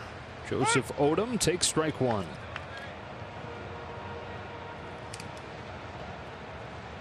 He got that insurance run, made it 5-1, and all of a sudden Kershaw out on the mound is trying to get this done in quick work. Look at that curveball break off for strike 2. He's not leaving the lane where the one side of the rubber to the other. He's throwing the pitch and just backstepping right back on, and here we go. Now the 0-2. He strikes out the side with a slider, finishing off all 3 hitters, Long, Bishop, and Odom. Kershaw moves into second on the all-time list. Strikeouts in Dodger history. On an all-new Backstage Dodgers, the Seager brothers, Corey and Kyle, face off against each other for the first time in the big leagues. Don't miss an all-new episode of Backstage Dodgers tomorrow after the postgame on Sportsnet LA. This is the Major League debut for L.J. Newsome, 23-year-old from Maryland, on in a 5-1 game in the 6th.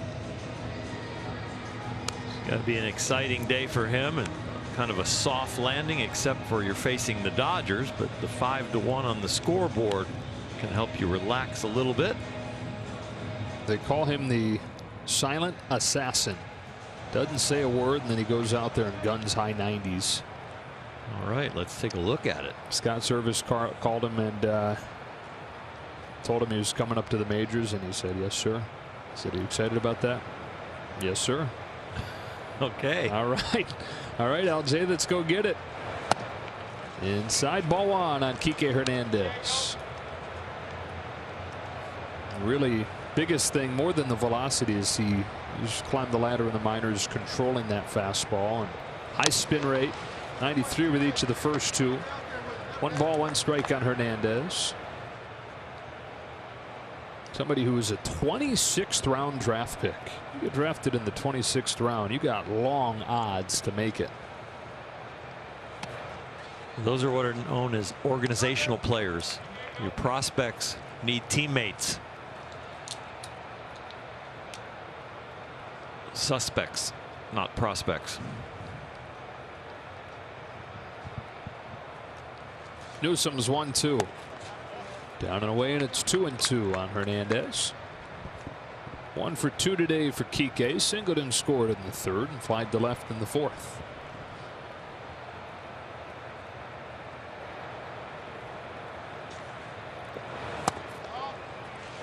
No chance.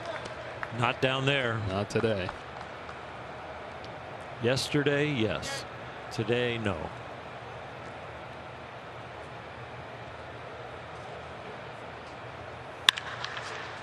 Pounded on the ground to 3rd. Seager. 1 out. Newsome is officially a big leaguer. He has recorded an out.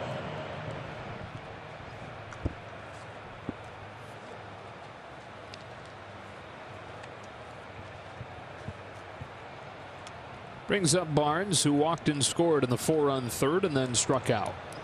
So another chance for him to extend his 7-game hitting streak. If he does, it'd be a new career best. Spins away, ball 1.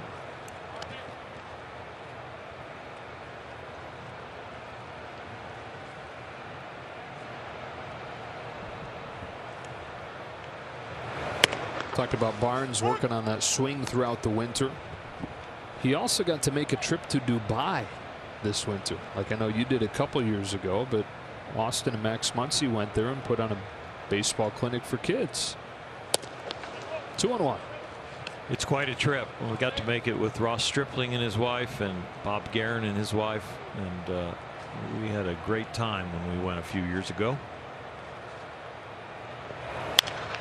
Ross didn't have a real good ride on the dune buggy. We had to get him out about 3/4 of the way through, and he's starting to get sick. So I walked through the desert with him to get him over to the side road, and then they came over and picked us up later. Just picturing you two guys with, walking over the hills and the sand. Taking your shirts off, draping them over your head. No, I don't take my shirt off. Oh, swing and a miss, strike 3, 2 out.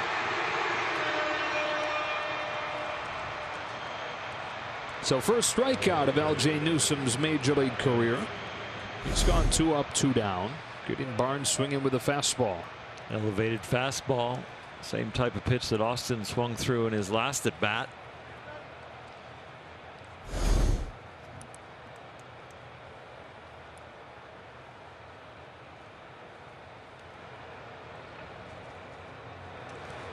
Beatty. 0-1.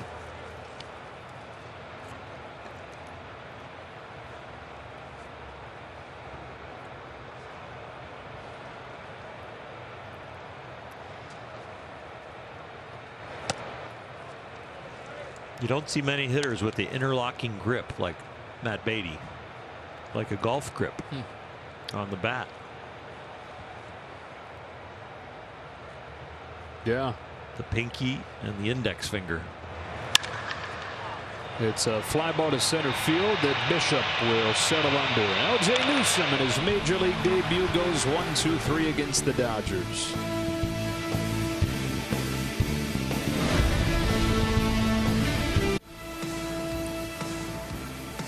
Dodger Baseball on Sportsnet LA is brought to you by your SoCal BMW Centers. BMW, the ultimate driving machine. And by Carl's Jr., the new Monster Angus Stick Burger from Carl's Jr. The only way to stop it is to eat it. Back in Seattle, bottom of the 6th, the Dodgers 5, the Mariners 1. And Clayton Kershaw, who's given up just 2 runs on 3 hits over his last 12 innings, back out there for the 6th. Those 2 runs that he's allowed, both on solo homers. Rendon against the Angels last weekend, and Seager today. Top of the order, Sam Haggerty, ball 1.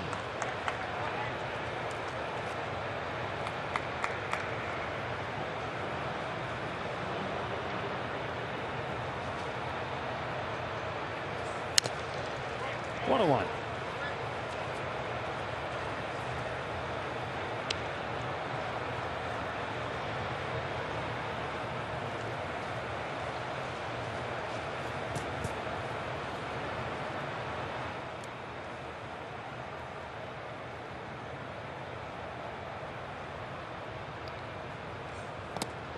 Did he go on the curve? No swing, ball 2. Really had that curveball working today. Like he said, just about everything working today. Striking out the side last inning. 7 total for Kershaw in this outing. And he's had just 67 pitches as he brings a 2-1 to the plate. 2-2. Haggerty jumped on a first pitch in his last at bat when he hit the double. Clayton trying to do a little bit more teasing of him this at bat. It's a good take. He attacked him with the fastball the first pitch, but really didn't have his heart in it for throwing it a strike. And then since then has been trying to get him to chase. Home with a payoff. Got him looking. 8th strikeout for Kershaw today. 1 gone in the 6th. 5 of them looking like this one. And the last inning when he struck out the side, all swinging on the slider. He had 5 strikeouts looking total over his first 3 starts. You mentioned 5 today.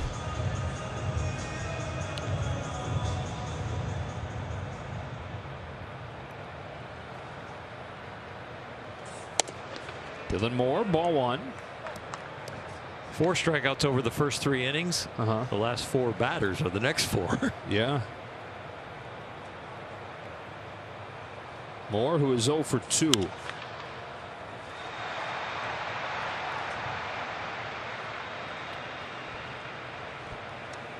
Be fun to see him get to a 2-strike count again.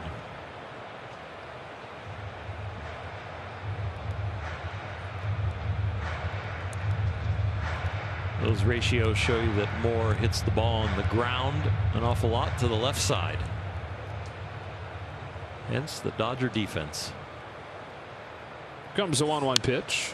Fastball fouled back 1-2. Chance for 5 strikeouts in a row here. As he pulled the trigger on another slider down and into the back foot. As he throw the curveball low over the middle in the dirt. Well, with the slider chopped to third, there's Turner. 2 out of every 3 pitches today has been a breaking ball, whether it's a slider or the curve. Always throws it at a high rate. Among the leaders in all of baseball as far as how much, but This is a season high in terms of percentages from the breaking stuff. And you think because of the uptick in velocity this year, up 1.5 miles, you'd think that, you know, he'd get a little bit froggy with the fastball, but he hasn't really changed his style or his percentages. If anything, like you said, gone up with the breaking ball. Kyle Lewis, in a lot of ways, the fastball playing up the way that it has, the biggest benefit has been what it's done for the slider. Exactly.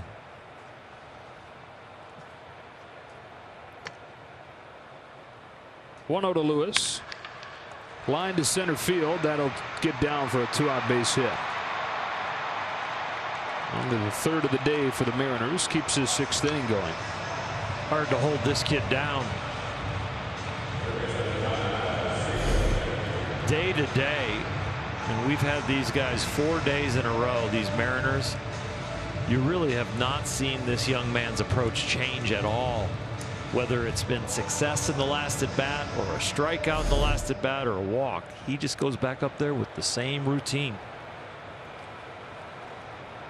Here's Seager trying to make things interesting for the Mariners. Hit a home run, his 5th, his last time up.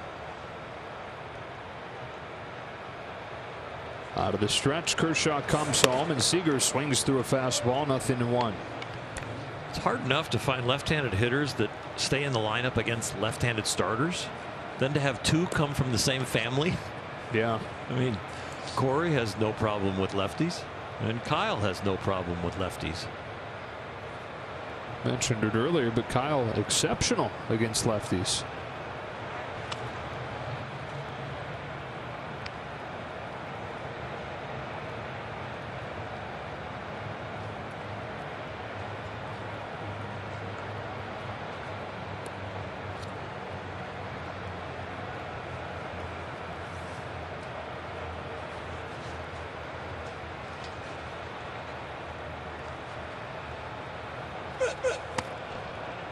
Double grunt.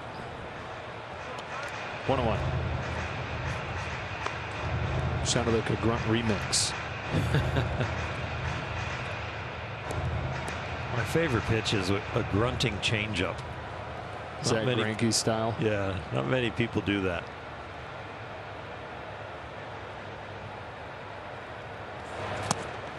Curveball has Seager looking bad, and it's 1-2.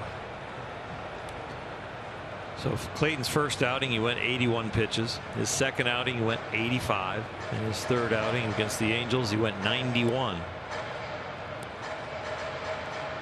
No action in the Dodger bullpen. Dave Roberts still liking the way he's throwing the ball. This will be the 80th pitch here. The 1-2 to Kyle Seager. Just inside. That's a good pitch. 2-2. The guy with the stronger resume should have got that call. Kershaw's resume stronger than Kyle Seager's and Adrian Johnson's. Yeah. That's true too. He should have been able to call it himself. Right. Sorry, Blue. 2-2. Curve lands for strike 3. What a night from Clayton Kershaw. 9 strikeouts.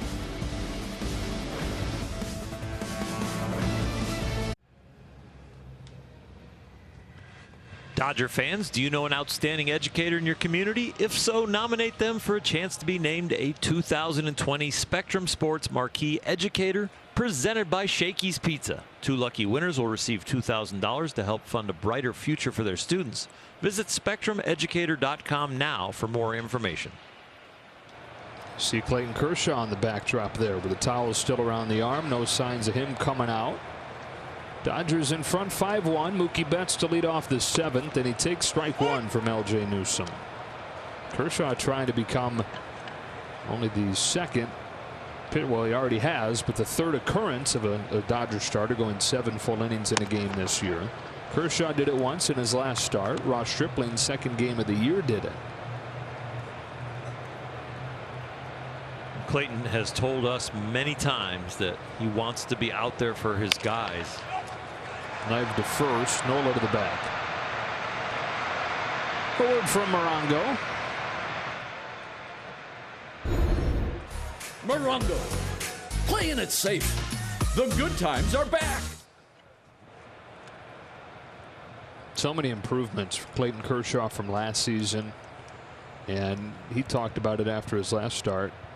A lot of different things went into it. A lot of different people helped him regain some of the velocity, regain some movement on the slider, and get back to as healthy as he's been in a long time. It's bounce left side.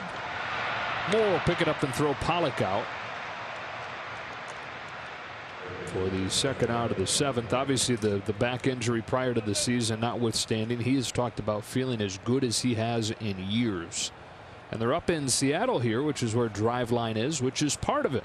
Clayton's quick to say that, look, there's a lot more to it than just going to Driveline. Suddenly I throw harder. But what a nice, you know, they're going to leverage that. What a nice billboard for them to be able to have Clayton Kershaw going there and saying that while it's not the only thing, it was something, and it did give him some help.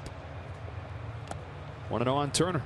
About a month or so back, I saw on Twitter that Driveline had just opened a new facility. Oh, yeah.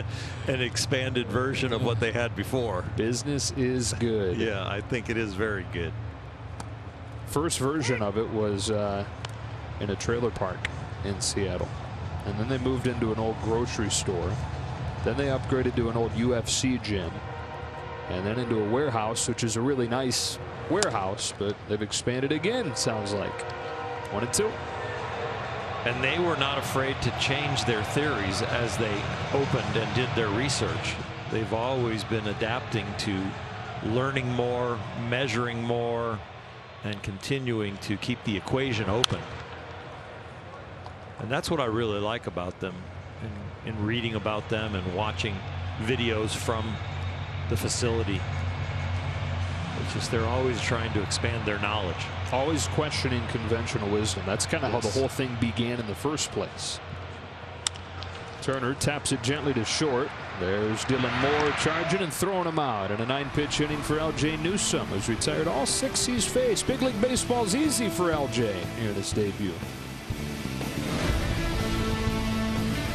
Kershaw has been on his game. These ratios are from the whole season 2020. You see the curveball only at 17%, but boy, has he had it going tonight. 21% of the time he has thrown that. Normally fastball slider combination is fantastic, but with Clayton Kershaw tonight, when you add the third dimension of that curveball, that's when he becomes dominant. 9 strikeouts so far. 6 of them looking. You got a nice look at the movement on those pitches on Statcast, powered by Google Cloud. 82 pitches into this one, leading 5-1, facing 5, 6, and 7 in the Mariners lineup with Nola, Lopes, and Long. Here he comes with an 0-1. That's in the dirt, ball 1.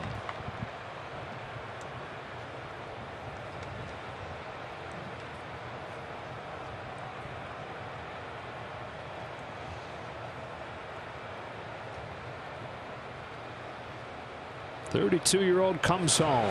Curve is smacked to short, past the diving Hernandez. Defense is playing Nova to pull, and he snuck it through there for a leadoff hit.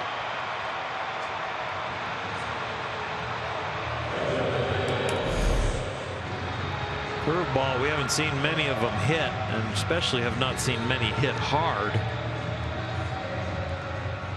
Very rarely do you beat the shift on the ground to the strong side. Nola figured out a way to do it. First time the leadoff man has reached against Kershaw tonight.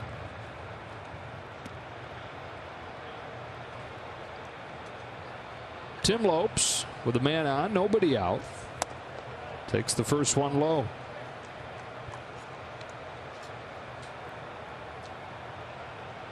Lopes, who grew up in LA, watching Kershaw pitch for the Dodgers, now facing him. 0 for 2 against him today with a pop out and a ground out. Edison High School product on 1-0. Takes ball 2. One of the rare times you've seen Kershaw fall behind like this tonight. High for the season on pitch count was against the Angels his last start. That was 91, so 5 away from that. And he was removed from that game when the score was 5-1, just like we have it here. But I can tell you, he's trying to avoid that happening this inning. 3 balls, no strikes. Brusdar Gratterall warming. The bullpen yesterday had to go 6 1/3 and gave up 5 runs, which is tied for the most they've allowed this season. It's a lot to ask of the pen, though. Starter goes just 1 2/3 like Arias did. There's a strike, 3-1. First bottom of the zone strike of the day. Got to give it to the Hall of Famer on a 3-0, though, don't you? You took the words right out of my mouth. Thank you for sharing those words. 3-1. Chop to third. Turner waits. Only plays at first. Nice play. 1 out.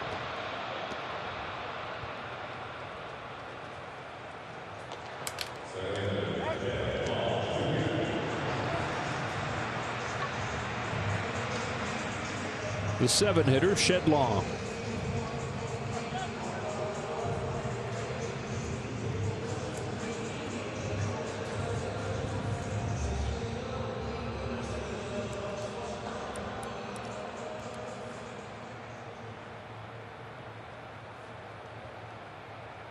Long, who is 0 for 2 today in 6 of his last 48. Waits on the first one from Kershaw and watches his slider to the corner, strike 1.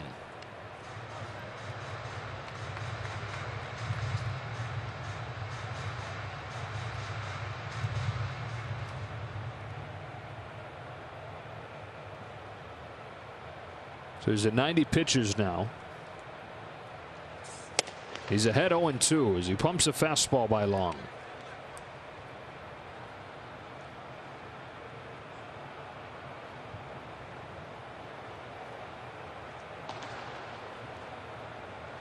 Nola's his second. A leadoff single, move there on the ground out. And now an 0-2 pitch from Kershaw. Slider gets him swinging, and 10 strikeouts for Kershaw.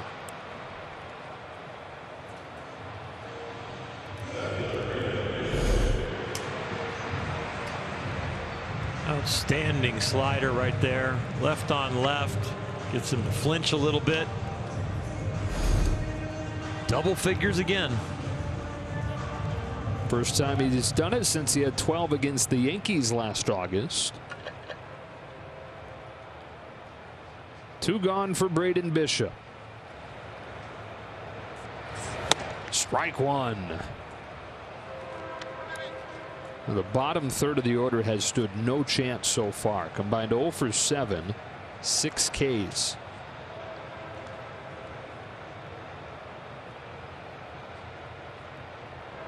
For Bishop, just his second game of the season. On an 0-1 from Kershaw. It's a curve, and he watches it drop in, strike 2. 94 pitches now, but there haven't been a lot of them that have been stressful. He's been in a very good rhythm all day.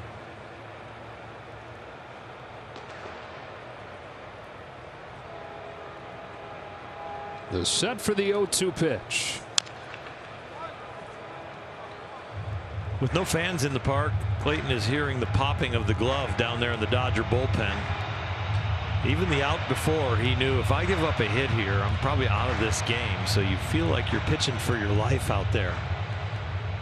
And as much as he hates coming out of the game, those cracks of the glove out in the bullpen are probably inspiring him.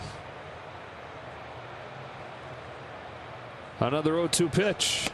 Curve gets him swinging. Magnificent stuff from Clayton Kershaw tonight. 11 Ks over 7 innings for Kershaw.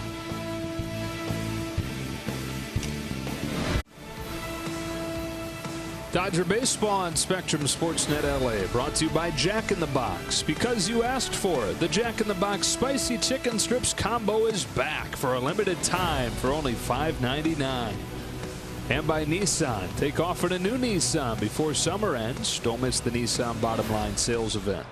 Cody Bellinger pops the first pitch from L.J. Newsome in foul ground third base side. Strike 1. Look out. Dodger players in the first row. Fans are trying to catch that. Players are running away from it. We're gonna watch highlights of the 2020 season and see pictures from the 2020 season generations from now and say, what is going on there? Exactly. Oh yeah, you never believe it. It was the worst year in human history. Bellinger now deep to right. Cody Bellinger for the second game in a row has gone deep. And the Dodgers lead it 6-1 on his 6th home run of the season. I mentioned at the beginning of the game I was going to watch very carefully what Cody does with balls in the strike zone. He has been missing a lot of them, swinging and missing at them. But today, after a weak first at bat, a strikeout on an awkward swing, a base hit on a first pitch strike, and then right here, this home run. A walk in the prior at bat and a blast on this one. Way up there. Taylor can't lay off. Strike one. Well, not a bad guy for L.J. Newsome to surrender your first major league home run to. First major league hit was a home run from Cody Bellinger. When they authenticate it, Newsome might get the ball. Cody's like, I got plenty. I had 47 last year. You can have the ball, big guy. Thanks. First hit you gave up. I'll even sign it for you. Thanks, Cody.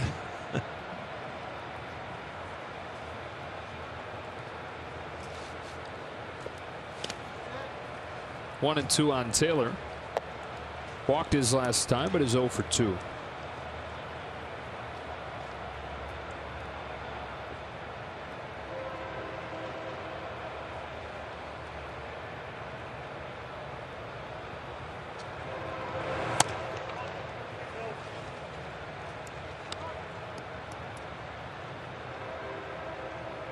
No strike for you. That's right. You can throw it close, but it's not going to get called. Grounder to third. Seager. 1 out. Dodger fans, don't leave your four-legged friends at home during the Dodger games. Take a photo and have them join the fun with other pups and cats in the park. Presented by Lucy Pet Foods. Proceeds benefit the Los Angeles Dodgers Foundation. For information, visit dodgers.com/fan-cutouts. I just had this vision of Adrian Johnson wagging his finger. No, not up in here. No. That is close, but that's not a strike. Got to get closer. Here's Muncy. Nope. No. Kershaw 19 swings and misses today. He said enough of trying to get called strikes. 19 swings and misses, the most he's had in a game in 3 years. Wow. You don't get that without your stuff being really, really good raw stuff. And all 3 pitches were really good for him.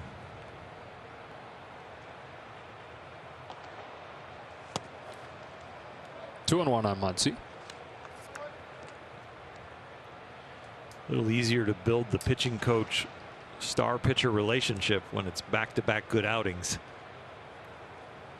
Rick Honeycutt, the only major league pitching coach Clayton Kershaw has ever had. One of the great things about Mark Pryor, and we've touched on this, but Mark can relate to Victor Gonzalez, who's come off Tommy John surgery to make it to the majors, but he can also relate to Clayton Kershaw, having been the next big thing and having been one of the great pitchers in the game for a much shorter period of time than Kershaw. But Pryor's been just about everything one can be as a professional baseball player. Payoff pitch. Grounded along first, nowhere to the bag, and Muncy's out number 2. Rehabs, stardom, great strikeout pitcher. In the limelight, dealing with all of it and everybody analyzing everything that goes on in your life. And a really good conversationalist. You know, he's a good listener, and when he speaks, he has really thought it through and what he's trying to communicate. Hernandez with 2 gone takes ball 1 down and away. Let's check in with Alana. Guys, I had a conversation with Mark Pryor earlier today about perhaps something that he learned from Clayton Kershaw as his pitching coach versus as the bullpen coach. He said, I think I had a pretty good relationship with Clayton prior to this season, but one thing he has learned is how in-game adjustments or in-game words or ticks that he wants to communicate with Clayton on buzzwords or things in terms of corrections or adjustments that he could make. So perhaps that's what they're talking about now. But he said, you know, we really do have a good relationship. I'm just learning more about him in the in-game factor this year. That is a fair ball for Hernandez, sneaking out of the glove of Seager. Kike's on his way to second with a 2-out double. Kike's second hit of the night. I guess it's nighttime there now. Yeah, same time zone. 4 o'clock start. Kike gets a lot of at-bats against lefties. At this one right here, off a righty. Looks like it hits the back end of the bag, almost gives it a nice little carom. With that point Alana was making with the relationship between Mark Pryor and Clayton, there are certain words or certain parts of your body that you want your pitching coach to talk to when all of a sudden you might need an in-game adjustment. And the way you talk to yourself and how it has worked in the past, the pitching coach needs to learn how you talk to yourself. And you don't want somebody all of a sudden coaching, you know, your kick leg when you're thinking about your back leg, or you don't want them thinking about your front shoulder when you're really thinking about taking the ball out of your glove. So you have to learn A, what you're trying to fix and help him with, and B, how he talks to himself and how he has fixed it in the past. So it's really getting to know each starting pitcher for sure with Mark Pryor's toolbox, their own personal toolbox. And I can guarantee you Clayton's is different than Walker Buehler's, is different than Alex Wood's, is different than Ross Stripling's. And so you're really learning how they talk to themselves, how they coach themselves, because by the time the pitching coach comes to the mound, a lot of times it's too late. Big league pitchers need to fix themselves. And then the pitching coach, sometimes the help comes after the game or in between innings in those in-game adjustments. And there's no substitute for time to develop that ability. Yeah, the more experience you have with each other and learn each other, and the pitching coach is the one that has to really be open to change. Barnes smacks it up the middle. That is off of Shed Long, and he'll throw to third behind Hernandez. Let's see how this is scored, because Barnes' hitting streak is at stake here. I'm going too hot to handle hit. Yeah, if we go by our exit velocity ruling of anything above, let's say 100, it's a hit. 95 is a hard hit ball, right? Yeah. So anything above 95 even, we could come up with that rule. Yeah, we do whatever we want. I don't know if people follow our instructions on it, scores, but they need to start listening. That was only 92.6 actually, so maybe we should set the floor at like 92.5. Yeah, because we want the hit streak to continue. Yeah. The inning continues either way. Beatty comes up with runners at the corners. I would have never got that velocity right. Me either. I would have been 100, 102. Hey, the floor is 92.5. It's a hit officially. All right. Barnes has a new career best 8-game hitting streak. I hope they put it up on the board there in Seattle quickly so he doesn't get a sore neck. Keep checking. Yeah. Just one look. Beatty has an RBI double under his belt today. He smacks a liner to center that hangs up for Bishop.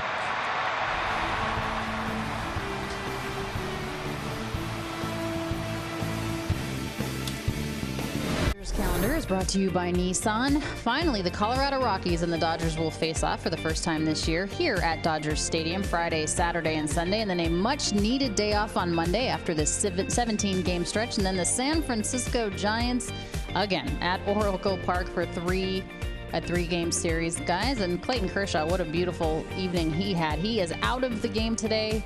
Jake McGee, the left-hander, is on in relief, and a roster move for you as well regarding the bullpen. Pedro Baez, the right-hander, was placed on the IL with a right groin strain, and they have called up Josh Spores from the secondary site. All right, Alana, in a 6-1 game here to the bottom of the 8th, as she mentioned. McGee on to pitch. 9-1-2 coming up for the Mariners. Jake McGee had his scoreless streak broken yesterday. The Mariners touched him up for the first run of the season off of him. He has struck out 13 batters so far as a Dodger and only walked 3. He doesn't give up many hits either. They're only hitting 100 off of him. Nope. Well, they saw a lot of sliders and curveballs from Clayton Kershaw, but from Jake McGee, they're going to see a lot of fastballs.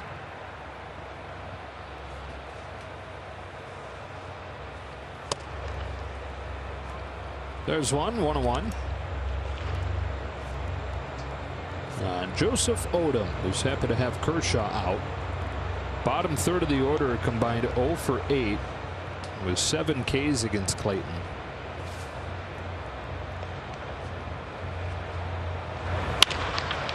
Up the middle, waiting is Hernandez. Steps into a high throw. Oh no. Into the dugout. And up to second will go Odom. A base runner gifted to the Mariners to open this 8th. Very routine for Kike and a very simple throw. That was different for him. He was just trying to ease it over there and just got the height wrong. Top of the order now, Sam Haggerty.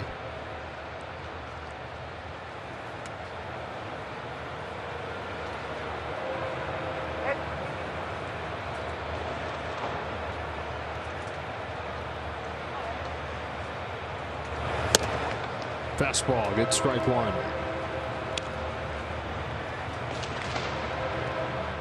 Hear the trains in the background, which the tracks are right outside the ballpark.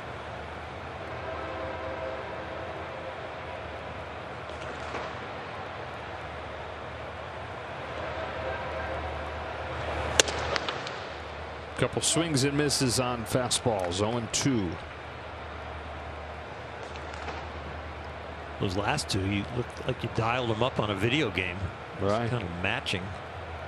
Push the buttons. I'll go 95 away. Thigh high. Okay. Let's see. What I did it again. Oh, got 96. Must be because I had 2 in a row, so I was on fire. Oh, right. I think you're thinking of NBA Jam. Yep, extra mile an hour right there. Strikeout, 1 gone in the 8th. You were a gamer for a while, right? Because of your kids. Yeah, they killed me, and that got me out of it. That would put an end to it. If I was really upset with my son Jordan, because if we played legitimate football, I could hang with him. Well, yeah, you're much older than him. You'd tackle him hard, little kid. You know what he would do? 1st and 10 on his own 20. He'd run a fake punt, and there was no defense in the computer for a fake punt, so he'd almost score every time. I'm like, you can't do that. He can, and he did. I don't like it when people do that either. Play the game the right way. Yeah, play the game according to rules. how it's programmed. There's no defense on 1st and 10 from your own 20 that you can stop a fake punt.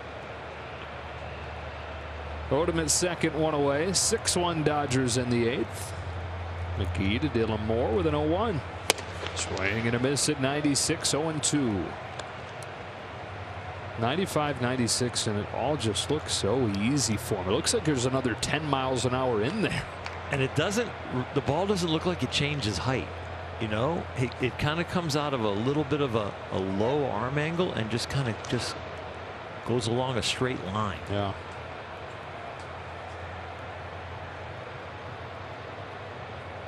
Oh, 2 out. Just attack him with a fastball. You know what's coming. Good luck.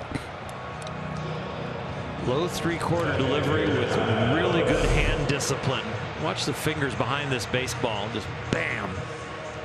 His body never leaves anywhere outside that tunnel from the rubber to home plate.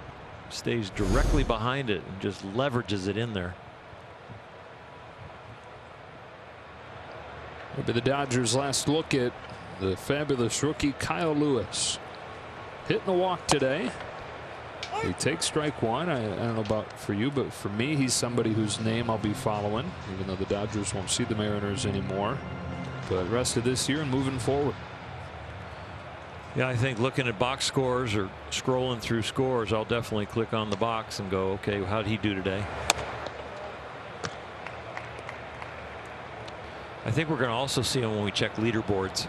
Yeah, right. We won't have to look for him. Yep. Won't have to dig. It'll be there. Dodgers are scheduled to play Seattle next year, though. 2021 schedule is already out.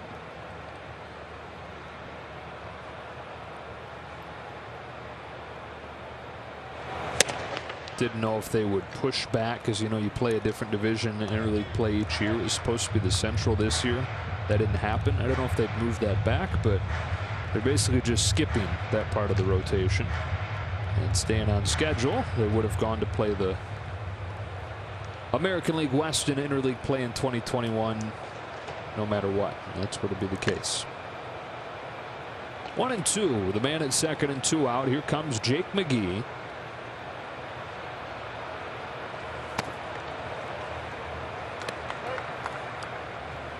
Two and 2.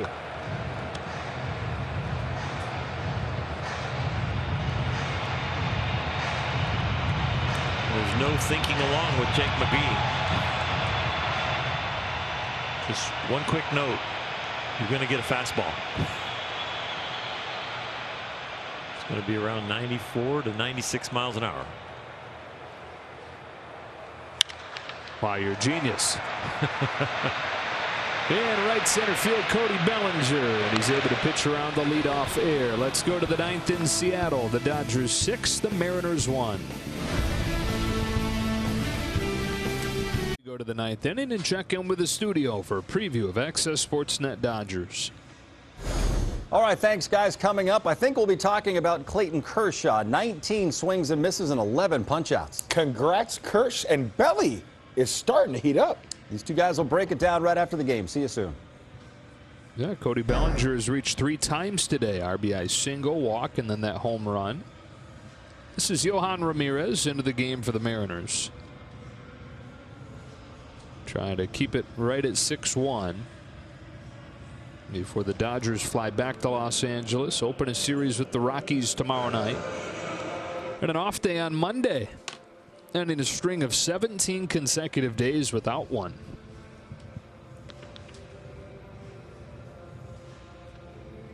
Some of the players might have a long honeydew list. Back in my day, Dave Anderson's nickname was Honeydew, given to him by Tommy Lasorda. Tommy always gave players nicknames, and you always hear Dave kind of list the things he was going to do on the off day, so his nickname became Honeydew. Huh. Top of the order for the Dodgers. Mookie Betts 0 for 3, walked and scored earlier, takes ball 1.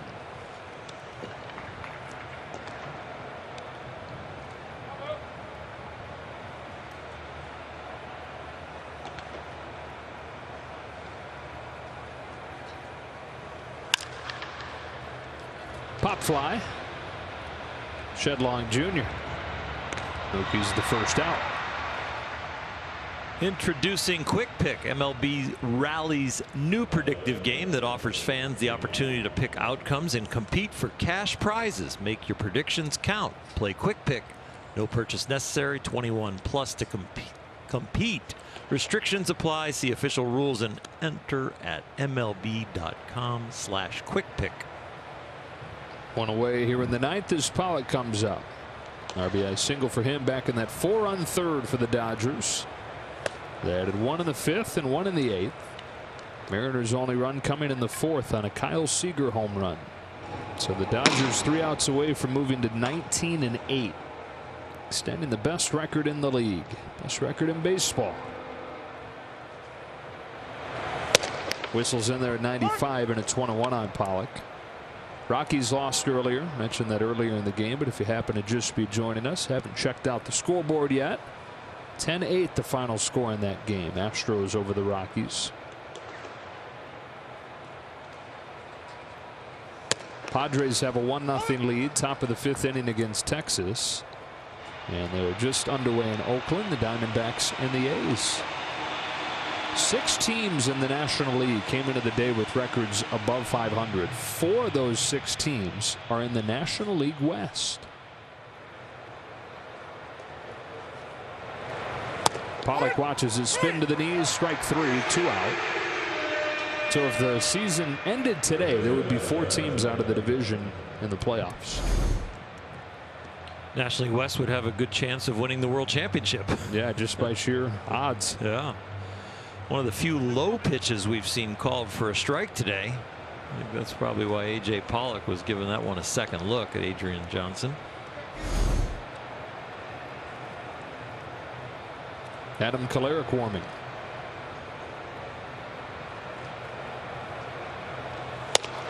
Ball 1 on Turner. Last chance for JT to extend his 13-game hitting streak.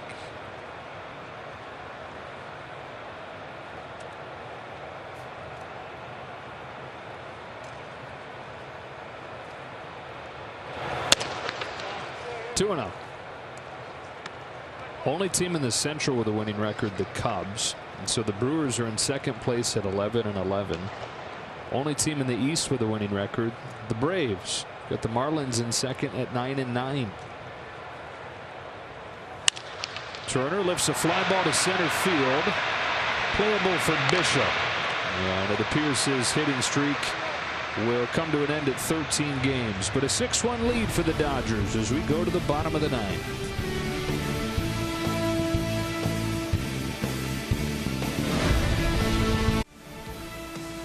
Dodger Baseball on Sportsnet LA is brought to you by AT&T TV. Find the local sports you love on AT&T TV. And by Morongo Casino Resort and Spa. Playing it safe. Good times.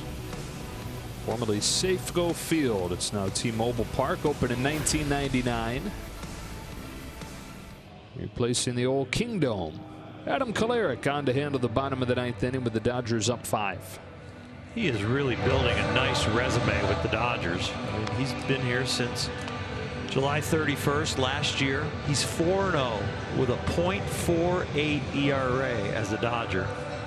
And he's only given up 1 extra base hit. That's amazing. He has been nails. Left-handed hitters are hitting only 143 off him since he's become a Dodger. And now with the 3-batter rule, learning how to get righties out too. Middle third of the Mariners lineup. Kyle Seager. Been a good series for him. Swings at the first pitch. Bounce it to first.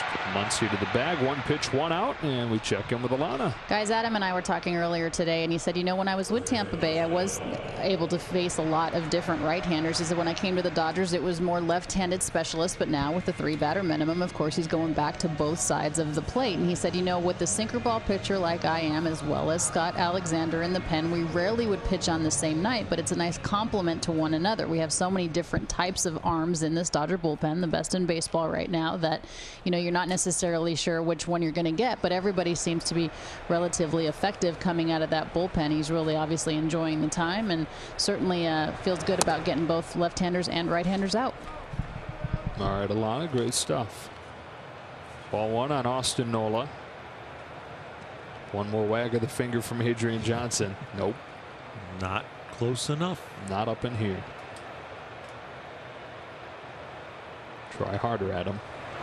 Adrian says that's strike 1-1. So back to LA to take on the Rockies. I think it's lost a little bit of luster with the Rockies struggling the way that they have, getting swept by the Houston Astros. Well, the Rockies are going to look at the series like this is how we can get close to the Dodgers. 8 games ago or so, the Dodgers were looking at it like, well, we get to the Rockies, maybe we can catch them or expand our lead. But now the lead has been expanded already. Now it's just keep everybody in the same place, including yourself. Rockies have lost 9 of 11 after the 11-3 start.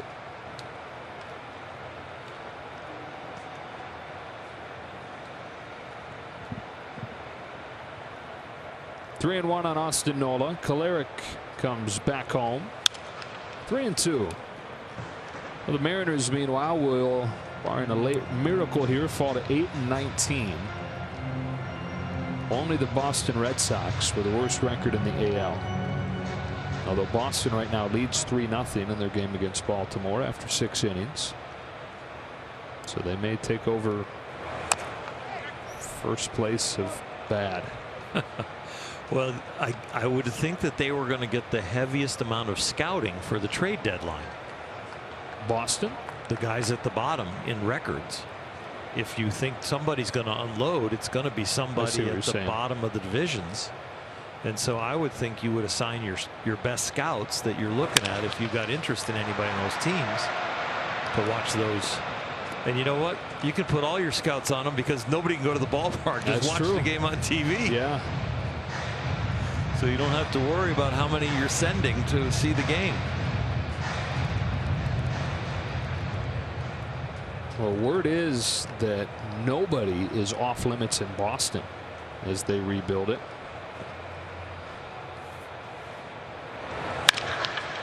Chopper to third. Turner's got it. And in the 8th pitch of the at-bat, Kolarek wins the battle. 2 gone.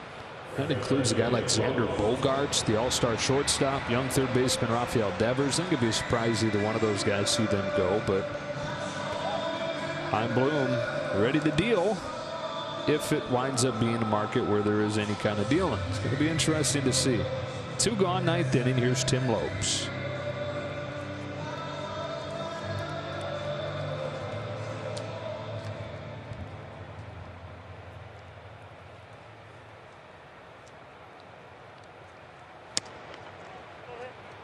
One ball, no strikes.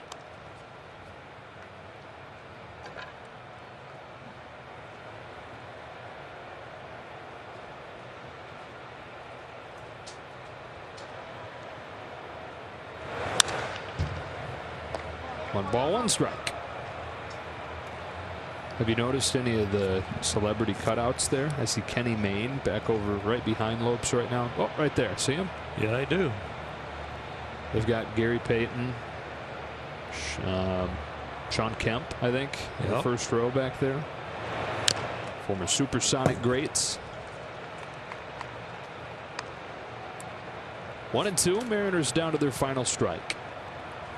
Definitely the most cutouts we've ever seen. Yeah, it looks and sounds really good there in Seattle. They're doing a nice job with it.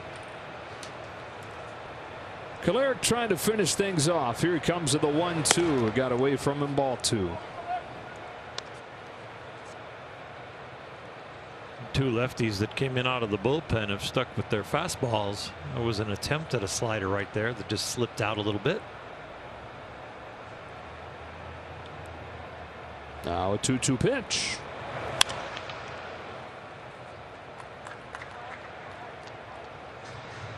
Changeup right there at 81. It's a great time to work on other stuff when you've got 2 outs, 6-1 lead. Show some pitches or use some pitches that you don't normally use. Keep them sharp. Got him swinging. Went back to the fastball, and that does it. Dodgers take 3 of 4 from the Mariners, capping off this series with a 6-1 win where Clayton Kershaw dazzled. He was vintage Kershaw. We didn't see a lot of fastballs, but we saw a lot of great curveballs and sliders, and both his team and him have started new streaks. Cody Bellinger hit a home run in this one as the Dodgers win at 6-1, moved to 19-8 on the year behind 7 innings from Kershaw, 11 Ks and just 1 run. For Oral Hershiser, Alana Rizzo, and the rest of our crew, Joe Davis saying so long. We'll talk to you from Dodger Stadium tomorrow night. It's the Dodgers and Rockies, the first of 3. Stay tuned for Access Sportsnet Dodgers Now.